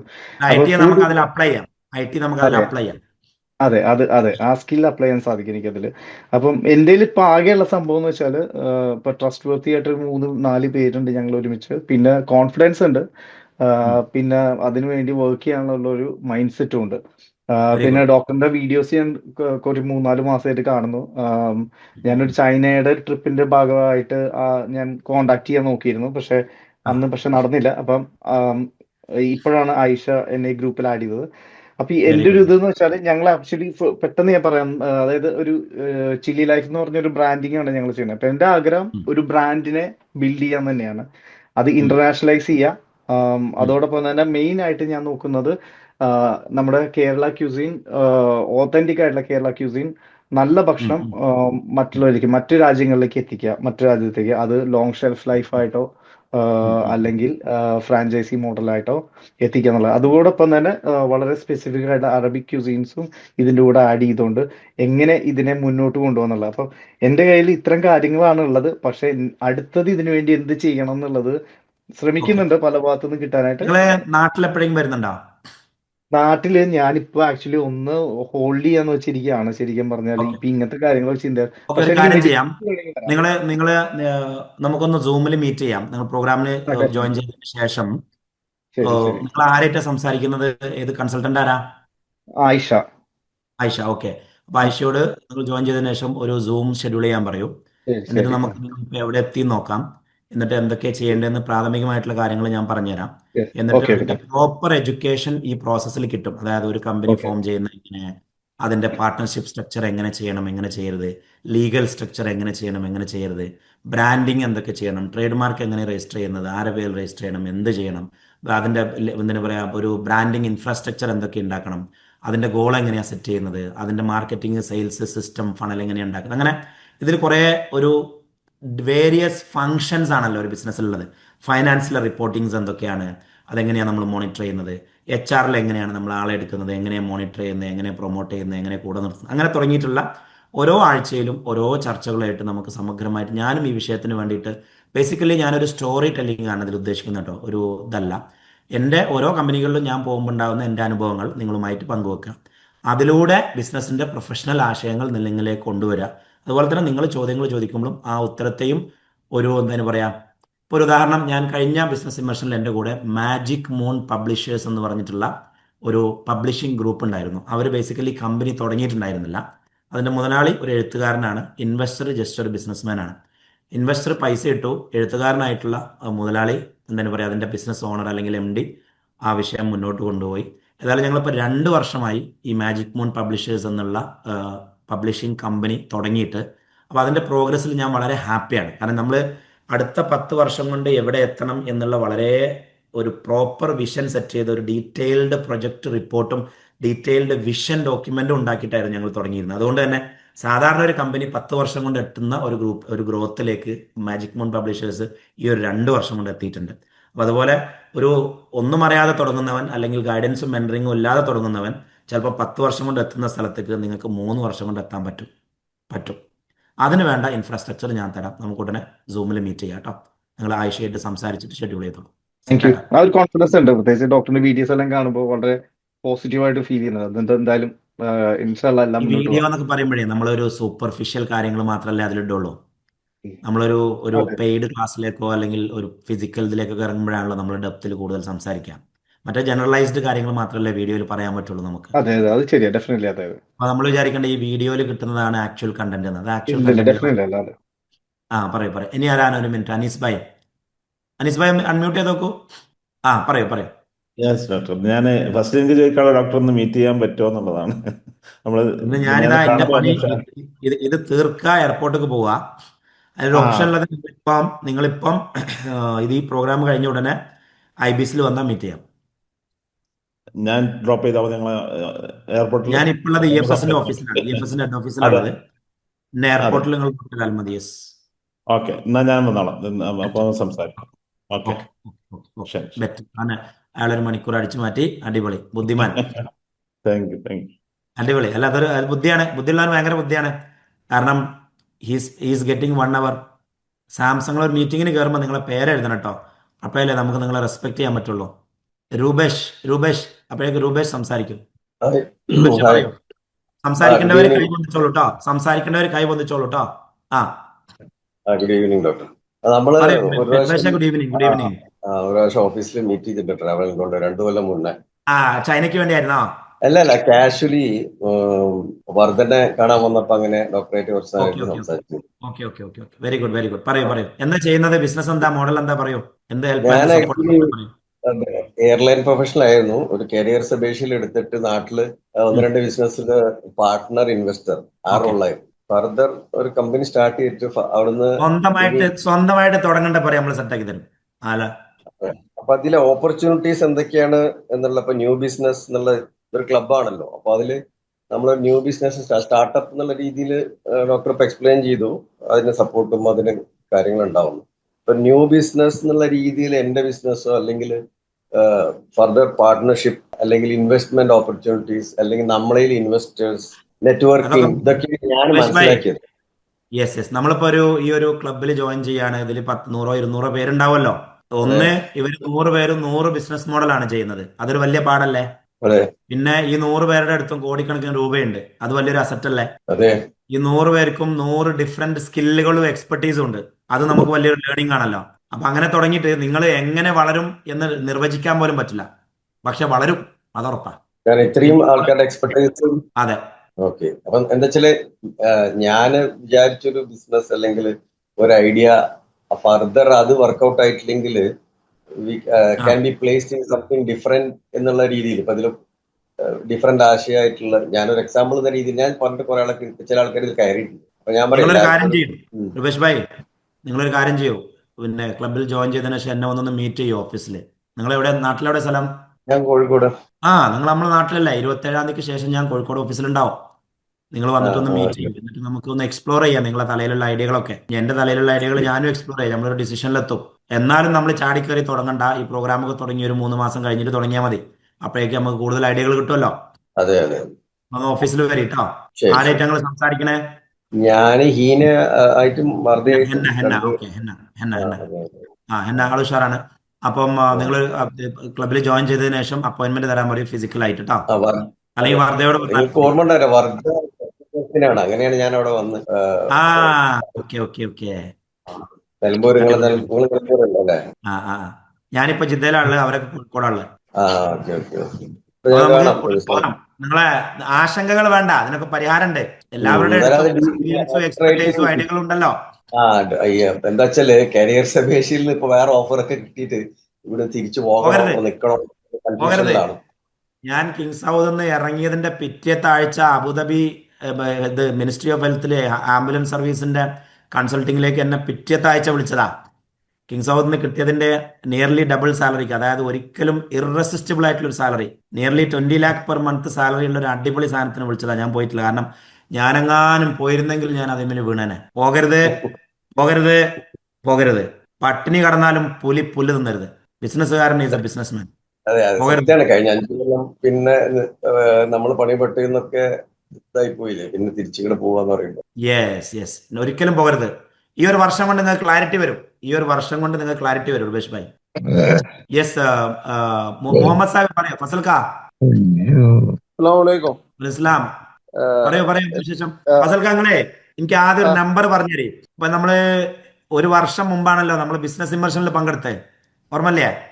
തീർച്ചയായും 1.5 വർഷം ആവാനായി. 1.5 വർഷമായി. ഒരു പെർസെൻറ്റേജ് പറഞ്ഞാൽ മതി. അന്നത്തെ ഓർഗനൈസേഷനും ഇന്നത്തെ ഓർഗനൈസേഷൻ എന്നുള്ള 5 ഡിഫറൻസ് പറഞ്ഞാൽ മതി വിത്ത് പെർസെൻറ്റേജ്. ഒരു ഐഡിയ കിട്ടാനാ. നമുക്കും വേണമല്ലോ അതിന്റെ ഒരു മെട്രിക്സ് എടുക്കുക. ടീം സെറ്റായി. പിന്നെ ഒന്ന് റീസ്ട്രക്ചർ ചെയ്ത്, അതായത് ആ ഓരോരുത്തരെ കാലിബർ അനുസരിച്ചിട്ട് അവരെ പൊസിഷൻ മാറ്റി കൊടുത്തു. അപ്പൊ ആ അതില് ഒരുപാട് വ്യത്യാസം ഉണ്ടായി. പിന്നെ ബിസിനസിന്റെ ഫിഗർ എന്തായാലും മാറി. ഒരു പെർസെൻറ്റേജ് പറഞ്ഞോളി, നമ്പർ പറയണ്ട. ഗ്രോത്ത് പെർസെൻറ്റേജ് പറഞ്ഞോളി. 100, 200, 50. അത് ഒരു 100%. 100% ഗ്രോ ചെയ്തിട്ടുണ്ട്. അപ്പൊ കൈയടിച്ച് പാസ്സാക്കി. മക്കളെ, ഞാൻ പറഞ്ഞല്ലോ ഒരു കൊല്ലം കൊണ്ട് 100% വളരുമെന്ന് ഞാൻ പറഞ്ഞല്ലോ. പോസിബിൾ ആണ്. ഗോൾ സെറ്റ് ചെയ്താൽ പോസിബിൾ ആണ്. 1 ഇയർ കഴിഞ്ഞിട്ടുള്ള ബിസിനസ് ഇമർഷൻ കഴിഞ്ഞിട്ട്. ഇനി എനിക്ക് വേറെ കാര്യം കൂടി അറിയാണ്ടോ ഫസൽക്കാ? നിങ്ങളെ productivity and happiness score before productivity and happiness score. അത് ഞാനിപ്പോഴും പാഷനേറ്റ് ആയിട്ടില്ല. അത് സത്യം പറയാലോ. ഞാനൊരു ബിസിനസ്സിലൊരു പാഷനേറ്റ് അല്ല. അതിനിപ്പോ ഞാൻ ചൂരിൽ വേറെ എടുക്കേണ്ടി വരുമോ? പ്രൊഡക്ടിവിറ്റി, ഹാപ്പിനെസ് ഉണ്ട്. അത് എപ്പോഴും ഇപ്പോഴും ഹാപ്പിനെസ് ഉണ്ട്. പക്ഷെ ആ ഒരു പ്രൊഡക്ടിവിറ്റി ഇപ്പോഴും നമ്മള് എന്താണോ നമുക്ക് പറ്റുന്നത് അതിന്റെ ഒരു 15 to 20% നമ്മൾ എഫേർട്ട് ഇടണമെന്നുള്ള തോന്നുന്നു. അപ്പൊ ചുരുക്കി പറഞ്ഞാൽ ഈ കൊല്ലം ഞാൻ ചൂരലെടുത്ത് നിങ്ങളെ പിന്നാലെ കൂടണം. എന്നാ പൊളിക്കും. പറയൂ. ഇനി എന്ത് ഹെൽപ്പാണ്, എന്ത് സപ്പോർട്ടാണ് വേണ്ടത് പറയൂ. ഞാനിപ്പോ ഈ ഇന്നിപ്പോ ഈ 2 കോഴ്സ് ക്ലാസ്സിലും ചേർന്നിട്ടില്ല. അപ്പൊ ഇന്നിപ്പോ ആരോ ഒരാള് ആരോന്നറിയില്ല കണ്ടിന്യൂസ് ആയിട്ട് ഇങ്ങനെ ഫോളോ അപ്പ് ചെയ്തിരുന്നു. അപ്പൊ ഇന്നലെ വരെ പാരന്റ്സ് ഇവിടെ ദുബൈയിൽ ഉണ്ടായിരുന്നു. ഇന്നാണ് അവര് പോയത്. ആ ഒന്ന് ആ ഒന്ന് ജസ്റ്റ് ഒന്ന് ഉച്ചക്കാണ് അവർ ഇവിടുന്ന് പോയത്, നാട്ടിലേക്ക് പോയത്. അങ്ങനെ ജോയിൻ ചെയ്തു. അപ്പൊ അപ്പൊ ഒന്ന് ഫ്രീ ആയപ്പോ ഒന്ന് ക്ലാസ്സിൽ Very good. കയറിയതാണ്. ഇപ്പൊ നമ്മൾ ഉദ്ദേശിക്കണേ ഫസൽക്ക, നമ്മൾ ആ ഗോളൊക്കെ സെറ്റ് ചെയ്ത് നമ്മൾ പിരിഞ്ഞല്ലോ. ആ പിന്നെ നമുക്ക് നിങ്ങൾക്ക് ഒരു ഡെയിലി ഫോളോ അപ്പ് അല്ലെങ്കിൽ ഡെയിലി നിങ്ങളുടെ പ്രോഗ്രസ് ട്രാക്ക് ചെയ്യാൻ പറ്റണില്ലല്ലോ. ഉം കാരണം ഇപ്പം എല്ലാ ദിവസവും എല്ലാവരുടെ അടുത്തും വന്നിട്ട് എന്തായി എന്ന് ചോദിക്കാൻ നമുക്കും പ്രായോഗികമായിട്ട് ബുദ്ധിമുട്ടുണ്ടാവും. അപ്പൊ ഉം അതിന് ഒരു സംവിധാനം വേണമെന്ന് നമ്മളെ കുറെ ക്ലയൻസ് കുറെ ആയി പറയുന്നു. അപ്പൊ കഴിഞ്ഞ വർഷം എനിക്ക് ഫ്രീ ആവാൻ പറ്റിയിട്ടില്ല, ഞങ്ങൾക്ക് കുറെ ആ ട്രാവൽ കമ്മിറ്റ്മെന്റുകൾ ഉണ്ടായിരുന്നു. അപ്പൊ ഈ വർഷമാണ് എല്ലാ ആൾട്ടർനേറ്റീവ് ഡേയ്സിലും നിങ്ങളുടെ കൂടെ ഇരിക്കുകയും നിങ്ങളെ ഫോളോ അപ്പ് ചെയ്യുകയും ഓരോ ഡിപ്പാർട്ട്മെന്റ് ബൈ ഡിപ്പാർട്ട്മെന്റ് വിദ്യാഭ്യാസം കൊടുത്തു പോവുകയും അത് സെറ്റാക്കി പോവുകയും ഗോൾസ് ഉം ട്രാക്ക് ചെയ്ത് പോകാം നമുക്ക്. അപ്പൊ എന്താ വെച്ചാൽ ഉം കുറച്ചും കൂടി ഒരു അക്കൗണ്ടബിലിറ്റി കിട്ടും. തീർച്ചയായും. അങ്ങനെ ഒരു continuous motivation and continuous follow up process ആണ് BCC. വേറൊരു അതിൽ സംഭവം ഉണ്ടായത് എന്താന്ന് വെച്ചാല് ആ നമ്മള് എനിക്ക് നല്ലൊരു ERP വേണ്ടിയിരുന്നു. അപ്പൊ നമ്മള് ആ ഓടുമാണ് നമ്മൾ പ്രിഫർ ചെയ്തത്. അപ്പൊ ഓട് ഒരു ഭയങ്കര ഹൈ കോട്ട, നല്ല ഹൈ ഉം, പ്രൈസിലാണ് കോട്ട് തന്നത്. ആ അതൊരിക്കലും നമുക്കത് അച്ചീവ് ചെയ്യാൻ പറ്റിയിരുന്നില്ല. ആ അത്ര വലിയ എമൗണ്ട് കൊടുത്തിട്ട് ഇപ്പൊ ഇതിന്റെ ആവശ്യം ഉണ്ടോ എന്നുള്ളതില് ആ നമ്മളൊരു ഫ്രണ്ടിനെ അപ്രോച്ച് ചെയ്ത് ഫ്രണ്ടിനെ കൊണ്ട് ഒരു ലോ കോസ്റ്റിന്റെ ഒരു സോഫ്റ്റ്വെയർ ചെയ്തു. അത് അവര് ഒരു ഗാരേജിന് സോഫ്റ്റ്വെയർ ചെയ്തിരുന്നതാണ്. അത് കസ്റ്റമൈസ് ചെയ്തിട്ട് നമുക്ക് വേണ്ടി ഉപയോഗിച്ച്. ഉം, പക്ഷെ ഉം, ഉം.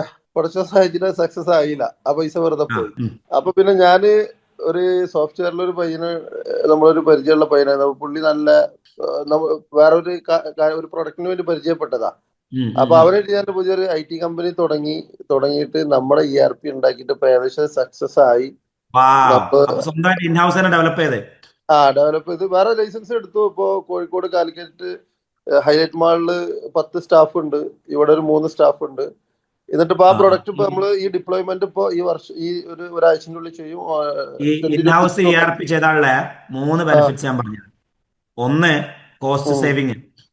ഉം 2, ഹൈ എൻഡ് കസ്റ്റമൈസേഷൻ, നമുക്ക് വേണ്ട അതേപോലെ നമുക്ക് കസ്റ്റമൈസ് ചെയ്യാം. ഉം 3, നമ്മുടെ ഡാറ്റ കോമ്പറ്റീറ്റേഴ്സിന് ലീക്ക് ആവില്ല. ഉം കാരണം നമ്മൾ മറ്റ് കോമൺ ERPകൾ ഉപയോഗിക്കുമ്പം ERP കമ്പനി നമ്മുടെ ഡാറ്റ വിറ്റേക്കാം. 4, നമ്മുടെ ERP നമുക്ക് കൊമേഴ്ഷ്യലി പിന്നീട് മാർക്കറ്റിൽ വിൽക്കാം. കൊടുത്തു, അതിലൂടെ നമ്മൾ കൊടുത്തു. നമുക്ക് വിൽക്കാം. അതിലൂടെ നമുക്ക് ഡാറ്റ കളക്ട് ചെയ്യാം. ആ ഡാറ്റ ഇവഞ്ച്വലി നമ്മളെ ബിസിനസ്സിന് യൂസ്ഫുൾ ആവും. നമ്മളിപ്പോ 2-3 കമ്പനിക്ക് കൊടുത്തു. അപ്പൊ ചുരുക്കി പറഞ്ഞാൽ നിങ്ങൾക്ക് ഇപ്പൊ പൈസ ഇങ്ങോട്ടിട്ടുണ്ടല്ലോ ERP ഇംപ്ലിമെന്റ് ചെയ്ത് നോക്കുമ്പോൾ. കിട്ടി തുടങ്ങുന്നുള്ളൂ. ഇപ്പൊ ലൈസൻസ് ഇപ്പൊ റിന്യൂ ചെയ്തു, 1 വർഷമായി ലൈസൻസ് ഇപ്പൊ റിന്യൂ ചെയ്തു. Very good, very good. അപ്പൊ അപ്പൊ ഞാനിതാ ERP അത് ഏകദേശം ദുബായിലുണ്ടാവും. 22-ാം ദുബൈയിലുണ്ട്. തീയതി നമ്മൾ ഡിന്നർ വെച്ചിട്ടുണ്ടല്ലോ. 22-ാം തീയതി ഡിന്നർ വെച്ചിട്ടുണ്ട്. നമുക്ക് കൂടാം, ഒന്ന് കാണാം, കെട്ടിപ്പിടിക്കാം, ഉമ്മ വെക്കാം. ഇൻഷാ അല്ലാ. കുറെ ആയില്ലേ ഹഗ് ചെയ്തിട്ട്. എല്ലാരായിട്ടും കീപ്പ് ഇൻ ടച്ച് ഉണ്ട്. Very good, very good. 22-ന് കാണാം കേട്ടോ, രാത്രി ഡിന്നർ ഉണ്ട്. തീർച്ചയായും. ആയിക്കോട്ടെ, ആയിക്കോട്ടെ. യെസ്, ആസാഫ് പറയൂ. എച്ചിക്കാടൻ. പറയൂ. അസ്സലാമലൈക്കും ഡോക്ടറെ. പറയൂ, പറയൂ. എവിടുന്നാണ്, എന്താണ് പരിപാടി, പറയൂ. ഞാന് സൗദിയില് ദമ്മാം. എന്താ പരിപാടി? ഓക്കെ, എനിക്ക് മെഡിക്കൽ സെന്റർ ആണ്. ആ സലാമത്തക് മെഡിക്കൽ സെന്റർ ഉണ്ട്. ആ ആ മറ്റൊരു റിവ്യൂവാണ്. ഒരു ചെറിയൊരു തുടക്കം. കുഴപ്പമില്ല, റിവ്യൂ അങ്ങനെയല്ല കുഴപ്പമില്ല തുടങ്ങി. പോകുന്നു. അതെ അതെ, കുഴപ്പമില്ല പോകുന്നത്. നല്ല എസ്റ്റാബ്ലിഷ്ഡ് ആണ് ഫേം. ഒരു നിയർലി 170 സ്റ്റാഫ് ഉണ്ട്. ഒരു 30 ഡോക്ടേഴ്സ് വർക്ക് ചെയ്യുന്നുണ്ട്. Okay, very good. അത് കുഴപ്പമില്ല. ഒരു ഒരു nearly 3 million business monthly, very good. 30 to 35 million per year business ഉണ്ട്. നമ്മളെ എന്ത് ഹെൽപ്പാണ്, എന്ത് സപ്പോർട്ടാണ് വേണ്ടി പറയുന്നത്? നിങ്ങള് നമുക്ക് വേറൊരു മെഡിക്കൽ ട്രേഡിംഗ് ബിസിനസ്സും ഉണ്ട് നമുക്ക് ഇതിന്റെ ഒപ്പം തന്നെ. അപ്പൊ ഞമ്മക്കിട്ട് പണിയുള്ള പരിപാടിയാണ്. ട്രേഡിംഗ് അപ്പൊ എന്താ, എനിക്ക് ഫസ്റ്റ് എന്തൊക്കെ? കണ്ടിട്ട് ഡോക്ടറുടെ ഒരു സമയം ഞാൻ ബന്ധപ്പെട്ടിരുന്നു. നമ്മള് വാട്സപ്പിലും അൻഷിന ഷെറിൻ വഴി നമ്മൾ നോക്കിയിരുന്നു. അപ്പൊ ഞാനിപ്പോ ഉള്ളത് നാട്ടിലാണുള്ളത്. പിന്നെ അപ്പൊ ഞാൻ 13-ാം തീയതി വന്നതായിരുന്നു. ഡോക്ടറുടെ അന്ന് ഞങ്ങളെ ഫ്ലൈറ്റ് ക്യാൻസൽ ആയി പോയിട്ടേ നിങ്ങളായിട്ട് മീറ്റ് ചെയ്യാൻ പറ്റില്ല. അന്ന് ഇൻഡിഗോക്കാർ സമരം നടത്തിയില്ലേ? അതെ അതെ അതെ. ഞങ്ങൾ ഡ്രൈവ് ചെയ്ത് പോയി. അപ്പൊ പിന്നെ ചുരത്തിലേ അതുകൊണ്ട് ഞാൻ പിന്നെ കണക്ട് ചെയ്യാൻ. അതെ അതെ, കുഴപ്പമില്ല. അപ്പൊ 23-ന് ഞാൻ തിരിച്ചിട്ടുള്ള ഞാൻ വണ്ടൂർ, എന്റെ നാട്. നാട്ടിലാണല്ലേ? എപ്പോഴാ സൗദിയിൽ തിരിച്ചെത്താ? ഞാൻ 23-ന് തിരിച്ചു വരും. അയ്യോ, പക്ഷെ അപ്പൊ അപ്പൊ ഞാൻ നിങ്ങള് സൗദി വിട്ടിട്ടുണ്ടാവും അല്ലേ? ഓക്കെ. എനിക്ക് അല്ലെങ്കിൽ നമുക്ക് പേഴ്സണൽ ആയിട്ട് ഒരു പിന്നെ ഞാൻ സൂം 19 മീറ്റിംഗ് 20 സൗദിയിലുണ്ടായിനി, റിയാദിലുണ്ടായിനി. 19 20 18 19 20 അല്ല സൗദിയിലുണ്ടായി. ആ, അത് ഞാൻ അറിഞ്ഞതുമില്ല. പിന്നെ 13-ാം തീയതിയാണ് ഞാൻ ഇങ്ങോട്ട് വന്നത്. ഓ പിന്നെ ഒരു 10 ആയിക്കോട്ടെ. ദിവസത്തെ ട്രിപ്പ് അപ്പൊ ഞങ്ങള് വന്നതാണ്. ഞാൻ നാട്ടിലെത്തിയിട്ട് നമുക്ക് സൂമിലിരിക്കാം. സൂമിലേക്ക് അത്ര അതാണ് നമുക്ക് ഇരുന്നിട്ട് വിശദമായിട്ട് അല്ലെങ്കിൽ സംസാരിക്കാം. 24-ാം തീയതി നിങ്ങൾ അവിടെ ഉണ്ടെങ്കിൽ 24-ാം തീയതി വേണ്ട, ഞാൻ എത്തണേ ഉണ്ടാവുള്ളൂ. സൂമിലിരിക്കാം, എന്നാ സമാധാനമായിട്ടിരിക്കാം. 24-ന് ഉണ്ടെന്നുണ്ടെങ്കിൽ ഞാൻ വേണമെങ്കിൽ ഒരു ദിവസം അങ്ങോട്ട് എക്സ്റ്റെൻഡ് ചെയ്യണമെങ്കിൽ ചെയ്യാൻ പറ്റും. എനിക്ക് പറ്റുമെന്നുണ്ടെങ്കിൽ കാരണം കുറച്ച് ക്രൂഷ്യലാണ്, എനിക്ക് അവിടെ തിരിച്ചു വരേണ്ട കാര്യങ്ങൾ ഉണ്ടായിരുന്നു. അങ്ങനെയാണെങ്കിൽ 24-ാം തീയതി രാവിലെ, നിങ്ങളുടെ സ്ഥലം വണ്ടൂരല്ലേ, നിങ്ങൾ അരീക്കോട് വീട്ടിൽ വന്നാൽ മതി. ഓക്കെ 24-ാം തീയതി ഓക്കെ, രാവിലെ നമുക്ക് അവിടെ ഞാൻ മീറ്റ് വരാം. ചെയ്യാം. വേണമെങ്കിൽ നമുക്ക് അവിടെ നിന്ന് വരാം. ആയിക്കോട്ടെ. Set set. താങ്ക് യു നമുക്കൊന്ന് നേരിട്ട് കാണണം എന്നുള്ള നിങ്ങളെ പൂതിയാണ് തീരട്ടെ. അതെ അതെ അതെ അതെ അതെ, ഏഹ് താങ്ക് യു. ആയിക്കോട്ടെ ആയിക്കോട്ടെ. അതെ അതെ, ആയിക്കോട്ടെ. അപ്പൊ ഇൻഷാ അള്ളാ കാണാം.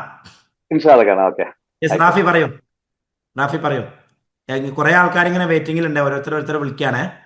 ഹായ്, റാഫി പറയൂ എവിടുന്നാണ്? ഞാനിപ്പോ വർക്ക് ചെയ്യുന്നത് ദുബായിലാണ്. എന്താ പരിപാടി? ദുബായിലൊരു ചെറിയൊരു കമ്പനി ഉണ്ട്. ഇപ്പൊ ഓൾമോസ്റ്റ് ഒരു 1 ഇയർ ആയി കമ്പനി സ്റ്റാർട്ടപ്പ് ചെയ്തിട്ട്. കമ്പനി ഇപ്പോ പുതിയ സ്റ്റേജിലാണ്. പുതിയ എന്താ ആൾക്കാരെ ഹയർ ചെയ്യണം, അങ്ങനെ ഓരോരോ പരിപാടി പ്ലാൻ ചെയ്തുകൊണ്ടിരിക്കുന്നത്. അതിന്റെ കൂടെ കമ്പനി ബിസിനസ് ഇപ്പൊ മോഡൽ എന്താ? നിലവില് ബിസിനസ് മോഡൽ എന്താ? സർവീസ് ബേസ്ഡ് ആണ്. Fire and safety and other technical items. അതിന്റെ ട്രേഡിങ് സ്റ്റാർട്ട് ചെയ്തില്ല. ട്രേഡിങ് സ്റ്റാർട്ട് ചെയ്യണം ഇൻഷാ അള്ളാ. പിന്നെ ഇപ്പൊ കമ്പനി ഇപ്പൊ നിലവിൽ ലൈസൻസ് എടുത്തുള്ളത് അജ്മാൻ ബേസ്ഡ് ആണ്. അത് അജ്മാനേക്കാളും ബെറ്റർ ആയിക്കാണ്ട് ഒന്നും കൂടെ ഉള്ളത് ദുബായ് ആണ്. അപ്പൊ ദുബായിലൊരു ബ്രാഞ്ച് മെയിൻലാൻഡ്. സ്റ്റാർട്ട് ആൻഡ് ഇപ്പൊ ഉള്ളത് LLC ആണ് എടുത്തിട്ടുള്ളത്. ഇപ്പൊ ദുബായിലും കൂടി ബ്രാഞ്ച് ഓപ്പൺ ആക്കാൻ വേണ്ടി ഓൾറെഡി ഇപ്പൊ പേര് ഓൾറെഡി എടുത്തിട്ടുണ്ട്, അപ്രൂവൽ എടുത്ത്.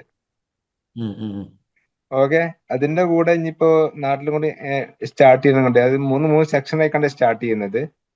പിന്നെ കമ്പനി ഇപ്പോ ഈ ഇതിന്ന് ഇൻകം ജനറേറ്റ് ചെയ്തിട്ട് എക്സ്പാൻഡ് ചെയ്യുന്നതാണോ നല്ലത്, അതല്ല ഒരു ക്രൗഡ് ഫണ്ടിങ്ങോ അല്ലെങ്കിൽ മറ്റു രീതിയിൽ ഫണ്ടിങ് സ്വീകരിച്ചിട്ട് എത്രയും പെട്ടെന്ന് എക്സ്പാൻഡ് ചെയ്യുന്നതാണോ നല്ലത്? അതിന്റെ കൂടെ ടീം എങ്ങനെ യൂഷ്വലി ബിൽഡപ്പ് ചെയ്യാം? ഇനീഷ്യൽ സ്റ്റേജില് ആദ്യത്തെ 3 വർഷം ഒരു ഹ്യൂജ് ഫണ്ടിങ്ങിന് പോയിട്ട് എക്സ്പാൻഡ് ചെയ്യാൻ പാടില്ല. കാരണം ഈ ബിസിനസിന്റെ പ്രോട്ടോടൈപ്പ് പ്രൂവ് ചെയ്യുന്നല്ലേ ഉള്ളൂ, നമ്മൾ പ്രൂവ് ചെയ്യുന്നു വരുന്നേ ഉള്ളൂ. അപ്പം നമ്മളെ ബിസിനസ് എസ്റ്റാബ്ലിഷ് ആവുന്നത് വരെ നമ്മളെ ഫണ്ടും ബിസിനസ്സിൽ നിന്ന് കിട്ടുന്ന ഫണ്ടും ഇട്ടിട്ട് വേണം ഒരു നിശ്ചിത ഗ്രോത്ത് വരെ, എസ്പെഷ്യലി ഒരു 25 കോടി ഒക്കെ ലെവലിൽ വരെ പോകാൻ. എന്നിട്ട് അത് ആ ബ്രാൻഡും ആ ബിസിനസ്സും അതിൻ്റെ സിസ്റ്റവും അതിൻ്റെ മോഡലും എസ്റ്റാബ്ലിഷ്ഡ് ആണ് എന്ന് ഉറപ്പുള്ള ഒരു സാഹചര്യത്തിലാണ് നിങ്ങൾ ക്രൗഡ് ഫണ്ടിങ്ങിലേക്ക് പോകാൻ നല്ലത്. തിരക്കൂട്ടരുത്. മറ്റേത് ബിസിനസ് മോഡൽ അഥവാ എസ്റ്റാബ്ലിഷ്ഡ് അല്ലെങ്കിൽ നിങ്ങൾ എന്താവും, പെട്ടെന്ന് വീണു പോകുമ്പോൾ നിങ്ങൾ വലിയ കടക്കാരനാവും. അതുകൊണ്ട് തുടക്കത്തിൽ തിരക്കൂട്ടി ഗ്രോ ചെയ്യരുത്. ബിസിനസ് മോഡൽ പവർഫുൾ ആണെന്ന് ഉറപ്പുവരുത്താൻ സമയം കൊടുക്കും കേട്ടോ. ഓക്കെ, അപ്പൊ ഇപ്പൊ മറ്റേ ഓൾറെഡി ഇപ്പൊ മെന്റർ പിന്നെ ഒരു ബിസിനസ് ചെയ്തിരിക്കുന്നത് റെയിൽവേ കയറാതെ നിങ്ങൾ വേറെ ബിസിനസ്സും പോകല്ലേ. അതായത് അല്ല. 3 ബിസിനസ് ഒരുമിച്ച്. അല്ല, ഇതിൻ്റെതൊക്കെ മൂന്ന് ഇതേ സെയിം ബിസിനസ് തന്നെയാണ് ഇത്. അതായത് ഇവിടുത്തെ ഈ ഇയർ കഴിയുമ്പോ ഇവിടുത്തെ ലൈസൻസ് ക്ലോസ് ചെയ്തിട്ട് ദുബായിലേക്ക് ടോട്ടലി കൺവേർട്ട് ചെയ്യാം. അപ്പൊ ഇപ്പൊ തന്നെ അതിന്റെ അതൊക്കെയാണ്. ബാക്കപ്പ് സ്റ്റാർട്ട് ചെയ്താണ്. അതൊക്കെ ഓക്കെയാണ്. ഇതല്ലാത്ത വേറൊരു പണി 3 കൊല്ലം എടുക്കല്ലേന്ന്. ഓക്കെ, ഒന്ന് ഇതിന്റെ ഇപ്പൊ ചെയ്യുന്ന fire and safety with automation. Okay, അതിന്റെ വിത്ത് ട്രെയിനിങ് ഉൾപ്പെടുത്താൻ മറ്റേ ഇതിനോടായിക്കൊണ്ട് യോജിച്ച് തന്നെ പോകുന്ന ഇതാണ്. അതായത് കൂടുതൽ ഇൻകം ജനറേറ്റ് ചെയ്യാനും സപ്പോർട്ട് കിട്ടാനും അതേപോലെ കൂടുതൽ ജോലി കിട്ടാൻ വേണ്ടിയിട്ട്, അതായത് വർക്ക് കിട്ടാൻ വേണ്ടിയിട്ട്. നമുക്ക് ഈ വർഷം നിങ്ങൾ എത്ര മില്യൺ ആണോ ചെയ്യുന്നത് അതിന്റെ ഒരു ഡബിൾ ആക്കുക എന്നുള്ള ഒരു ലക്ഷ്യം. ഞാൻ ഡബിൾ ആക്കുക എന്ന് വെറുതെ പറയല്ല കേട്ടോ. ഇപ്പൊ ഉദാഹരണത്തിന് ഞാൻ പറഞ്ഞ മാത്രം ചിലപ്പോൾ ഫസൽക്ക പറഞ്ഞു പോയി, ഞങ്ങൾ കേട്ടില്ലേ. ഞങ്ങൾ കഴിഞ്ഞ വർഷമാണ് ഗോൾ സെറ്റ് ചെയ്തത്. ഈ വർഷം ഡബിൾ ആയല്ലോ, സിസ്റ്റം ബിൽഡായി, മുമ്പ് സ്വന്തമായിട്ട് ERP ഉണ്ടാക്കി, അത് 4 ആൾക്ക് വിറ്റും ചെയ്ത്. അപ്പോൾ നമുക്ക് ബേസിക്കലി ഈ വർഷം നിങ്ങൾ എത്രയാണോ സെയിൽ ചെയ്യുന്നത് അതിൻ്റെ ഒരു ഡബിൾ എന്നുള്ള ഒരു ഗോൾ സെറ്റ് ചെയ്യുകയും അതിലേക്ക് വേണ്ട ടീമും സിസ്റ്റവും പ്രോസസ്സും ടൂൾസും ടെക്നിക്സും ലീഗൽ സ്ട്രക്ചറും ഒക്കെ ഒന്ന് ഉണ്ടാക്കിയെടുക്കാം നമുക്ക്. പിന്നെ അവിടെ നിന്ന് അങ്ങോട്ട് വളരാം. അപ്പോൾ എല്ലാ വർഷവും ഡബിൾ ഡബിൾ ഡബിൾ എന്നുള്ള കൺസെപ്റ്റ് വെച്ച് പോയാൽ മതി. അങ്ങനെ ആകുമ്പോൾ നമ്മൾ നിയർലി 5 വർഷം കൊണ്ട് 10 ഇരട്ടി വളരും. 5 വർഷം കൊണ്ട്. ഇപ്പൊ നിലവിൽ എന്ന് പറയുന്നത് ഓഫീസിൽ 2 സ്റ്റാഫ് മാത്രമേ ഉള്ളൂ. ടെക്നിക്കൽ ടീമായി ഒന്നും ഹയർ ചെയ്തില്ല. From the next year onwards 1 ജനുവരി തന്നെ എല്ലാം ബിൽഡപ്പ് ചെറുതായ രീതിയിൽ ടെക്നിക്കൽ ഹയർ ചെയ്യണം. കമ്പനിയുടെ ആ ഒരു ചെറിയൊരു വരുമാനം ഇപ്പൊ വരുന്നേ ഉള്ളൂ. അപ്പൊ ഇതെല്ലാം വെച്ചിട്ട് എങ്ങനെ ടീം ബിൽഡപ്പ് ചെയ്യണം, എങ്ങനെ ഇപ്പൊ തന്നെ സിസ്റ്റമാറ്റിക് ആയി കൊണ്ടുപോകണം. ടീം അതേപോലെ ആവശ്യമില്ലാതെ ബിൽഡപ്പ് ചെയ്യണ്ട. ഇപ്പൊ നിങ്ങളുടെ ഒരു സ്റ്റാഫും ഉള്ളെങ്കിലും അതിനും ഒരു സിസ്റ്റം ഉണ്ടാക്കാം. അയാൾ നിങ്ങൾക്ക് റിപ്പോർട്ട് ചെയ്യുന്നു, അയാളോട് ഇൻസ്ട്രക്ഷൻസ് കൊടുക്കുന്നു. അപ്പോൾ ഫൈനാൻസ് ഇപ്പോൾ ഉദാഹരണത്തിന് നിങ്ങൾ ഒരു സ്റ്റാഫ് ആണെങ്കിൽ ഒരാള് നിങ്ങൾ സെയിൽസ്മാന്, മറ്റേയാൾ അക്കൗണ്ടന്റ് കം സെയിൽസ്മാന്, അങ്ങനെ ആയിരിക്കും 2 സ്റ്റാഫ്. ഫോർ എക്സാമ്പിൾ ഞാൻ പറയുന്നത്. അപ്പൊ ഈവൻ രണ്ടാളുള്ള കമ്പനിയിലും സിസ്റ്റം ബിൽഡ് ചെയ്യാം, രണ്ടാളുള്ള കമ്പനിയിലും സിസ്റ്റം ബിൽഡ് ചെയ്യാം. പറഞ്ഞുതരാം കേട്ടോ, ഓക്കെ. നമുക്ക് അതിലൂടെ കടന്നു പോകാം ഇൻഷാ അല്ലാ. നിങ്ങൾ ആരായിട്ട് ഇപ്പൊ സംസാരിക്കുന്നത്? ഇപ്പൊ നിലവിൽ ആരാ നിങ്ങളെ സെയിൽസ് ഇതാരാ, കൺസൾട്ടന്റ് ആരാ? ഹിബ. ഓക്കെ. ഹിബയായിട്ട് സംസാരിച്ചിട്ട് നിങ്ങളവിടെ ദുബായിലാ? അതെ, ദുബായിൽ ഇപ്പം ഓഫീസുള്ളത് അജ്മാനിലാണ്. ആ ഞാന് സ്റ്റേ ചെയ്യുന്നത് ദുബായ് and ഷാർജ. 21, 22 ഒക്കെ ദുബായിൽ ഉണ്ടാവും. ആ സമയത്തേക്ക് ഒരു അപ്പോയിന്റ്മെന്റ് എടുത്ത് തരാൻ വേണ്ടി പറയൂ കേട്ടോ. ഒരു ഡയറക്റ്റ് മീറ്റിംഗിന് കിട്ടുകയാണെങ്കിൽ വലിയ അതെ അതെ ഉപകാരമായിരുന്നു. അതെ അതെ. അപ്പം ഈ ഉം. ക്ലബ് മെമ്പേഴ്സിൽ പിന്നെ ഇത് ബുക്ക് ചെയ്ത ആളുകൾക്ക് ഷെഡ്യൂൾ ചെയ്യാൻ വേണ്ടി പറഞ്ഞിട്ടുണ്ട്. അപ്പം നിങ്ങൾ ഹിബയായിട്ട് സംസാരിച്ച് ഒന്ന് ഷെഡ്യൂൾ ചെയ്തോളൂ കേട്ടോ. ഓക്കെ. അപ്പൊ ഇതിന്റെ ബാക്കിയുള്ള പ്രൊസീജിയറും കാര്യങ്ങളെല്ലാം മറ്റേ ഡയറക്റ്റ് മീറ്റിംഗിൽ നമുക്ക് ഡിസ്കസ് ചെയ്യാൻ പറ്റുന്നതല്ലേ? യെസ് യെസ് യെസ് യെസ് ഇൻഷാ അല്ലാ. നിങ്ങൾ ഓക്കെ, ഹിബയായിട്ട് കോൺടാക്ട് ചെയ്യണം. ഇൻഷാല്ലാ കാണാം. യെസ്, പറയൂ. ഓക്കെ. നിങ്ങൾ ഈ സാംസങ് SM918B അതെ എന്നൊക്കെ അതെ പേര് എഴുതണം, സാറേ. ഞാൻ പേര്. ഡോക്ടറെ, ഞാൻ റിപ്പൺ കണ്ണേത്ത് എന്റെ പേര്. ആ ആ ആ ഞാൻ നാട്ടിലെ എറണാകുളത്ത്. ഇവിടെ റാസൽ യെസ്. കൈമേല് ആ റാസൽ കൈമേല് ഒരു സ്റ്റേഷനറി ഷോപ്പാണ് എനിക്ക് ഉള്ളത്. ഓക്കെ ഓക്കെ ഞാനിവിടെ ഓക്കെ. ഒരു കുറച്ച് നാളായി. ഷോപ്പാണോ? അപ്പൊ അതെ അതെ, ഒരു ഷോപ്പേ ഉള്ളൂ. ആ ബ്രാഞ്ച് ഒന്നും ഒരു ഇതുവരെ ഷോപ്പ്. തുടങ്ങിയിട്ടില്ല. ആ ഇത് അപ്പൊ തന്നെ എന്ത് മാനേജ് ചെയ്യാൻ ഹെൽപ്പ് കുറെ വേണ്ട, സപ്പോർട്ടാണ് ബുദ്ധിമുട്ട്. നമ്മളെ ഭാഗത്ത് നിന്ന് വേണ്ടത്? എനിക്കിപ്പോ ഒരു മാനേജറിന്റെ ആവശ്യമുണ്ട്. അങ്ങനെ ആ ഞാൻ ഒരാളെ ഇത് CV ഒക്കെ എടുത്ത് ഒരാൾ വന്നപ്പോ ഇന്നും ഇന്നലെയായിട്ട് വന്നിരുന്നു. അപ്പൊ ആളെങ്ങനെയാണെന്ന് എനിക്കറിയില്ല. അപ്പൊ എന്താ അതിന്റെ ഒരു കാര്യങ്ങളൊക്കെ എങ്ങനെയാ അയാളെ സെലക്ട് ചെയ്യണമെന്നുള്ള എനിക്ക് ഒരു ഐഡിയ കിട്ടുന്നില്ല. ട്രിവാൻഡ്രത്തുള്ള ഒരാളാ ഇപ്പൊ വന്നേക്കണത്. അപ്പൊ പുള്ളി നാട്ടിലെന്തോ ബിസിനസ് ഒക്കെ ചെയ്തിട്ടുണ്ടായിരുന്നു. അതെല്ലാം എന്തോ ഇതായിട്ട് ഗൾഫിലേക്ക് വന്നയാളാ. പുള്ളിക്ക് ഒരു 41 ഏജ് ഉണ്ട്. പുള്ളി നാട്ടിലേക്ക് ഇവിടെ വന്നതും ഒക്കെ ലേറ്റ് ആയെന്ന് എന്നോട് പറഞ്ഞു. ഓക്കെ, അതൊന്നും കുഴപ്പമില്ല. അപ്പൊ പുള്ളി, ഞാൻ നോക്കിയപ്പോ കുറച്ച് കാര്യങ്ങളൊക്കെ ചെയ്യുന്നുണ്ട്. എനിക്കിപ്പോ 8 സ്റ്റാഫ് ഉണ്ടായിരുന്നേ. ഇവിടെ ഒരാൾ എന്തോ ഒരു പ്രശ്നം ഉണ്ടാക്കിയിട്ട് ഈ 4 സ്റ്റാഫിനെയും ഓടിച്ചു വിട്ടു. ഇയാളും ഇറങ്ങിപ്പോയി. അപ്പൊ ഞാൻ നിങ്ങൾ എല്ലാത്തിനെയും ക്യാൻസൽ ചെയ്തു. അങ്ങനെ ഇപ്പൊ കുറച്ച് സ്ട്രഗിൾ പീരീഡില്ല. സ്റ്റാഫിനെ നമുക്ക് വീണ്ടും ഹയർ ചെയ്യാലോ. ആ പിന്നെ നിങ്ങൾ ഈ ഒരു അപ്പോ സ്റ്റോർ തന്നെ ഇങ്ങനെ പിടിച്ച് നിൽക്കുമ്പോഴാണ് ഇത് ഈ ബിസിനസ് ഒരു സൈക്കിൾ പോലെയാണ്. ഒന്നെങ്കിൽ അത് മുന്നോട്ട് ഉരുളും, അല്ലെങ്കിൽ അത് മറിഞ്ഞു വീഴും. നിങ്ങൾ അതെ. മുന്നോട്ട് ചവിട്ടാത്തത് കൊണ്ടാണ് ഇത് മറിഞ്ഞു വീഴുന്നത്. ആ ഒരു ബ്രാഞ്ചിലുള്ള ബിസിനസ്സും കൊണ്ട് നടന്നാൽ അത് അവിടെ ആളുകൾ അവിടെ കണ്ട് സ്റ്റഗ്നൻ്റായി അതിങ്ങനെ തുരുമ്പൊടിച്ച് പോകും. അത് 2 ബ്രാഞ്ചും 3 ബ്രാഞ്ചും 4 ബ്രാഞ്ചും ആയി വളർന്ന് ബ്രാൻഡായി വരുമ്പോഴേ നമ്മളെ എംപ്ലോയീസും നമ്മളെ കൂടെ നിൽക്കുള്ളൂ, അവർക്കും ഫ്യൂച്ചർ കാണുള്ളൂ, അവർക്കും ഗ്രോത്ത് കാണുള്ളൂ. അപ്പോൾ ഏതായാലും നമുക്കേ ആ വെറും എംപ്ലോയി ആ മാനേജ്മെന്റ് എന്നുള്ള രീതിയിൽ ഇതിനെ കാണണ്ട. നിങ്ങളുടെ ബിസിനസ് അതെ. ആസ് എ ഹോൾ ഒരു ഗ്രോത്ത് ആ ഫോമിലല്ല, ഗ്രോത്തിലല്ല ഉള്ളത്. അതെ. അപ്പൊ ഈ ആ വർഷം നമുക്ക് ഒരു ഗ്രോത്ത് ഫോമിൽ, അതായത് നിങ്ങൾക്ക് ഇപ്പോൾ ഒരു ഷോപ്പ് ഉണ്ടെങ്കിൽ എൻ്റെ അഭിപ്രായത്തിൽ ചിലപ്പം അത് 2 3 ഒക്കെ ഷോപ്പാക്കാൻ പറ്റിയൊരു വർഷമാണ്. ഞാനിപ്പോൾ ഇന്നലെ ഒരു ചാവിയുടെ ബിസിനസ് ഉള്ള ഒരാളിപ്പം BCCക്ക് ബുക്ക് ചെയ്ത ആളുമായിട്ട് എനിക്ക് മീറ്റിംഗ് ഉണ്ടായിരുന്നു ദുബായിൽ. അപ്പം അദ്ദേഹത്തിന് ആ ഒറ്റ ബ്രാഞ്ചേ ഉള്ളൂ. ഞങ്ങളിപ്പോൾ ഈ വർഷം 3 ബ്രാഞ്ച് തുടങ്ങാൻ വേണ്ടിയിട്ട് ഡിസൈഡ് ചെയ്തിട്ടുണ്ട് ടോട്ടൽ. അതായത് ആ ഒന്ന് ആ ഒന്ന് ദുബായിൽ, ഒന്ന് ഷാർജയിൽ, ഒന്ന് അജ്മാനിൽ, അബുദാബിയിൽ. ചിലപ്പം ദുബായിൽ 2 ബ്രാഞ്ച് വരും. അങ്ങനെയാണെങ്കിൽ 4 ബ്രാഞ്ച് ഉണ്ടാവും. അപ്പൊ ചുരുക്കി പറഞ്ഞാല് നമ്മളൊരു ഗോൾ സെറ്റ് ചെയ്ത് അതിലോട്ട് വളരുക സാറേ, ഒന്നായിട്ട് ആ പിടിച്ചിരിക്കണം. അപ്പം അതെ. കമ്പനിയിൽ ഈ നെഗറ്റിവിറ്റി, ഇതിപ്പോ കെട്ടി നിൽക്കുന്ന വെള്ളം പോലെയാണ്. നമ്മൾ അതിനെ ബ്രാഞ്ചൊക്കെ തുടങ്ങി ഒരു ഒഴുക്ക് തുടങ്ങുമ്പോൾ എല്ലാവരുടെയും നെഗറ്റീവ് എനർജി ഒക്കെ റിലീസ് ആവും, സെറ്റായിട്ട് വരും. അപ്പൊ ആ റാദർ എംപ്ലോയി ഇഷ്യൂ, അതൊരു ഗ്രോത്ത് ഇഷ്യൂ ആണ് നിങ്ങളുടെ കമ്പനിയിലുള്ളത്, ഗ്രോത്ത് ഇഷ്യൂ ആണ്. അപ്പൊ ഈ അതെ വർഷം അതെ. നമുക്ക് ഗോൾ സെറ്റ് ചെയ്ത് വളരാം. അപ്പൊ കാര്യങ്ങളൊക്കെ അതുകൂടാതെ എനിക്കവിടെ എനിക്കവിടെ സോഫ്റ്റ്വെയർ ഒന്നും പ്രോപ്പർ അല്ല, സ്റ്റോക്ക് ഒന്നും അതിന് ഞാൻ ആളെ കറക്റ്റ് അല്ല. കണക്ട് ചെയ്തിട്ടുണ്ട്. ആളെ കണക്ട് ചെയ്തിട്ടുണ്ട്. അക്കൗണ്ട്സും എല്ലാം ഒന്ന് അങ്ങ് താറുമാറായി കിടക്കുക. നിങ്ങളൊരു ഞാൻ കാര്യം ഒരു ചെയ്യും, 15 നിങ്ങൾ വർഷമായി ഇത് തുടങ്ങിയിട്ട്. പ്രോഗ്രാമിന് ബുക്ക് ചെയ്തതിന് ശേഷം ആ ദുബായിൽ ഞാൻ വരുന്ന സമയത്ത് എന്നെ ഒന്ന് മീറ്റ് ചെയ്യൂ. എന്നിട്ട് ഓക്കെ. ഒന്ന് അവിടുത്തെ പ്രശ്നങ്ങൾ എന്തൊക്കെയാന്ന് ഞാനൊന്ന് പഠിക്കാം. അതിന്റെ 22 സൊല്യൂഷൻസ് അല്ലേ? നമുക്ക് ഞാൻ 21-ണ്ട്, 22-ണ്ട്, 23-ക്കൊക്കെ അവിടെ ഉണ്ട്. ഓക്കെ. ഓക്കെ. അപ്പൊ ആ സമയത്ത് എനിക്ക് എന്നിട്ട് മീറ്റ് ചെയ്യാൻ പറ്റുമോ വന്നാല്? പറ്റും പറ്റും പറ്റും പറ്റും പറ്റും ആ ആ പറ്റും പറ്റും. ആ ആ എന്നിട്ട് പിന്നെ എന്തൊക്കെയാണ് പ്രശ്നങ്ങളൊന്ന് പഠിച്ച് അതിന് പരിഹാരങ്ങൾ കണ്ട് അതോടൊപ്പം നമുക്ക് ഈ ഇയറിലേക്കുള്ള ഒരു ഗോൾ കൂടി സെറ്റ് ചെയ്യണം. അപ്പം ഒരു ഗ്രോത്ത് അതെ. മൈൻഡ് സെറ്റിലായിരിക്കും സാറ് വരേണ്ടത്. ഈ ഷോപ്പ് തന്നെ ആ പിടിച്ചിരിക്കണം എന്നുള്ള കൺസെപ്റ്റ് ഉണ്ടാവാൻ പാടില്ല, വളരണം. ഒരു ആ ഷോപ്പ് ഉള്ളവൻ നമ്മളെ കൂടെ കൂടിയിട്ട് അത് പിന്നെ 3 ഷോപ്പ് ആവാതിരിക്കരുത് ഒരു കൊല്ലം കൊണ്ട്. അല്ല, പക്ഷേ ലാസ്റ്റ് ഇയർ 2024 ലാസ്റ്റില് ഞാൻ ചെറിയൊരു ഷോപ്പിലായിരുന്നു. പിന്നെ അവിടെ നിന്ന് ആ ഞാനൊരു 4 ടൈം ബിഗ് ആയിട്ടുള്ള ഒരു ഷോപ്പിലേക്ക് ആയിക്കോട്ടെ, ഷിഫ്റ്റ് അതിന്റെ ചെയ്തു. അർത്ഥം ഇനി വളരാൻ പാടില്ല എന്നല്ലല്ലോ.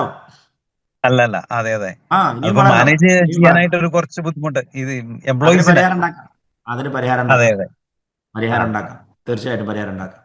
അപ്പൊ ഞാൻ അമലായിട്ടാ കോണ്ടാക്ട് ഉള്ളത്. ആ സാറിന്റെ അമലിനോട് ഈ പറയാം. ഇതിങ്ങനെ ഇടയ്ക്കിടയ്ക്ക് ഞാൻ കാണുമ്പോ ഞാൻ ഇങ്ങനെ വീഡിയോ അങ്ങനെ ഞാൻ ഇതിനകത്തേക്ക് വന്നു. അപ്പൊ ചൈനയ്ക്ക് പോകാനായിട്ട് ഞാനൊരു ഇത് ചെയ്തിരുന്നു, പക്ഷെ ലേറ്റ് ആയി പോയെന്ന് പറഞ്ഞു. എനിക്ക് കയറാൻ പറ്റിയില്ല ആ ചൈന ട്രിപ്പില്. നമുക്ക് അടുത്ത അടുത്ത ഏപ്രിൽ ഉണ്ടാവില്ല, അപ്പൊ പോവാം.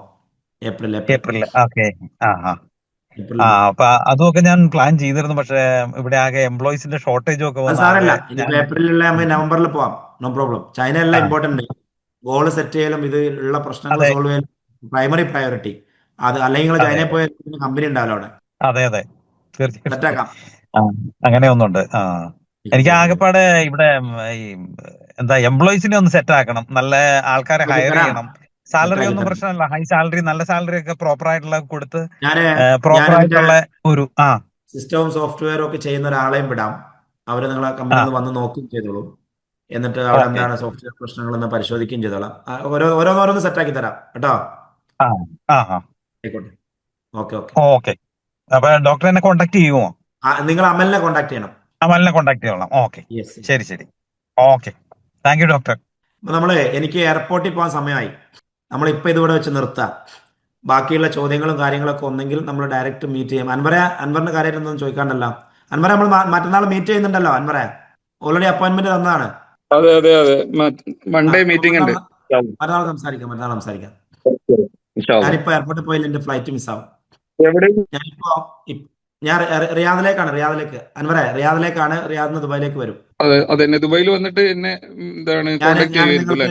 നിങ്ങൾക്ക് നിങ്ങള് അമലല്ലേ, അമലോ ഹിബി ആരോ എന്നാണ്, അവര് നിങ്ങൾക്ക് ലൊക്കേഷനും ഇതൊക്കെ ഇട്ടുതരും, ടൈമും ഓക്കെ ഓക്കെ ലൊക്കേഷനും ഇട്ടുതരും അവർ കേട്ടോ.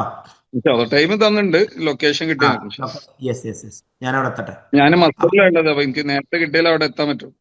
ഓ ആയിക്കോട്ടെ ആയിക്കോട്ടെ, ഏതായാലും ഡേറ്റ് ഒക്കെയാണ്, ഡേറ്റ് ഫിക്സ്ഡ് ആണ്. ആ ഓക്കെ നിങ്ങൾ ഇൻഷാ അല്ലാ. നിങ്ങൾ അവിടെ എത്തിക്കോളൂ. ശരി ശരി ആ എന്നാ ഡോക്ടർ. അപ്പൊ ഇനിയും കുറെ ആൾക്കാർ ചോദിക്കാൻ വേണ്ടി കൈ റൈസ് ചെയ്തിട്ടുണ്ട്. പക്ഷെ ഇപ്പൊ ഞാൻ അത് എടുത്താൽ എന്റെ ഫ്ലൈറ്റ് മിസ്സാവും.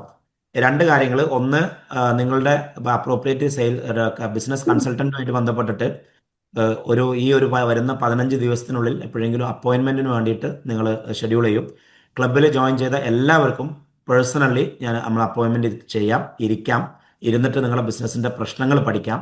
പ്രശ്നങ്ങൾ പഠിച്ചതിന് ശേഷം എന്തൊക്കെയാണ് അതിന്റെ ഇമ്മീഡിയറ്റ് സൊല്യൂഷൻ എന്നുള്ളതും, അതിന്റെ കൂടെ ഈ വർഷത്തെ ബിസിനസ് എങ്ങനെയാണ് ഒരു ഡബിൾ ആക്കുക എന്നുള്ളൊരു ഗോളും സെറ്റ് ചെയ്ത് അതിന് വേണ്ടിയിട്ടുള്ള സ്ട്രാറ്റജീസ് സെറ്റ് ചെയ്തിട്ട് നമുക്ക് പിരിയാം. പിന്നെ അതുമായി ബന്ധപ്പെട്ടായിരിക്കും നമ്മൾ ഈ ഇയർ മുഴുവനും ഫോളോ അപ്പ് ചെയ്യുന്നത്. അപ്പോൾ നിങ്ങൾ ഒറ്റയ്ക്കല്ല, നിങ്ങളുടെ കൂടെ നമ്മളുണ്ട്. നമ്മളെന്ന് പറയുമ്പോൾ ഒരു വ്യക്തിയല്ല, ഒരു ഇൻസ്റ്റിറ്റ്യൂഷനാണ്, ഒരു ഇൻഫ്രാസ്ട്രക്ചറാണ്, ഒരു എക്സ്പീരിയൻസ് ആണ്. ഇത്രയും വർഷത്തെ 10-15 വർഷത്തെ എക്സ്പീരിയൻസ് ഉണ്ട്, എക്സ്പെർട്ടൈസ് ഉണ്ട്. നമ്മുടെ ബിസിനസ് ഇൻഫ്രാസ്ട്രക്ചർ നിങ്ങളുടെ കൂടെയുണ്ട്. അതുപോലെ തന്നെ ഇതിനുമായി ബന്ധപ്പെട്ട ടീമും നമ്മുടെ കൂടെയുണ്ട്. അപ്പം ഒരുമിച്ച് നമുക്ക് എല്ലാവർക്കും നമ്മുടെ ലക്ഷ്യത്തിലേക്ക് 2026 പിടിക്കാം. 2026 നമ്മുടെ ബിസിനസ് ജീവിതത്തിലെ ഏറ്റവും നല്ല വർഷമായിരിക്കും എന്നുള്ള ഉറപ്പ് തന്നുകൊണ്ട്, പ്രോമിസ് ചെയ്തുകൊണ്ട് ഞാൻ ഇപ്പം നിർത്തുകയാണ്. കുരേശ, നമുക്ക് കാണാം കേട്ടോ, കൊച്ചിയിലെത്തിയിട്ട് കാണാം 27-ന് ശേഷം കേട്ടോ. ആയിക്കോട്ടെ. അപ്പം thank you so much for joining this webinar, orientation webinar. C you all in BCC from January 1. I am really excited to work on your goals, and let us double your business. Let us build a system, and let us celebrate our life with family and society while enjoying a growing business. അതാണ് നമ്മുടെ ഒരു എന്താ പറയാ motto. Let us grow our business. Let us build a system. Let us celebrate our life with family and society while having a growing and stable business. Thank you so much. See you all.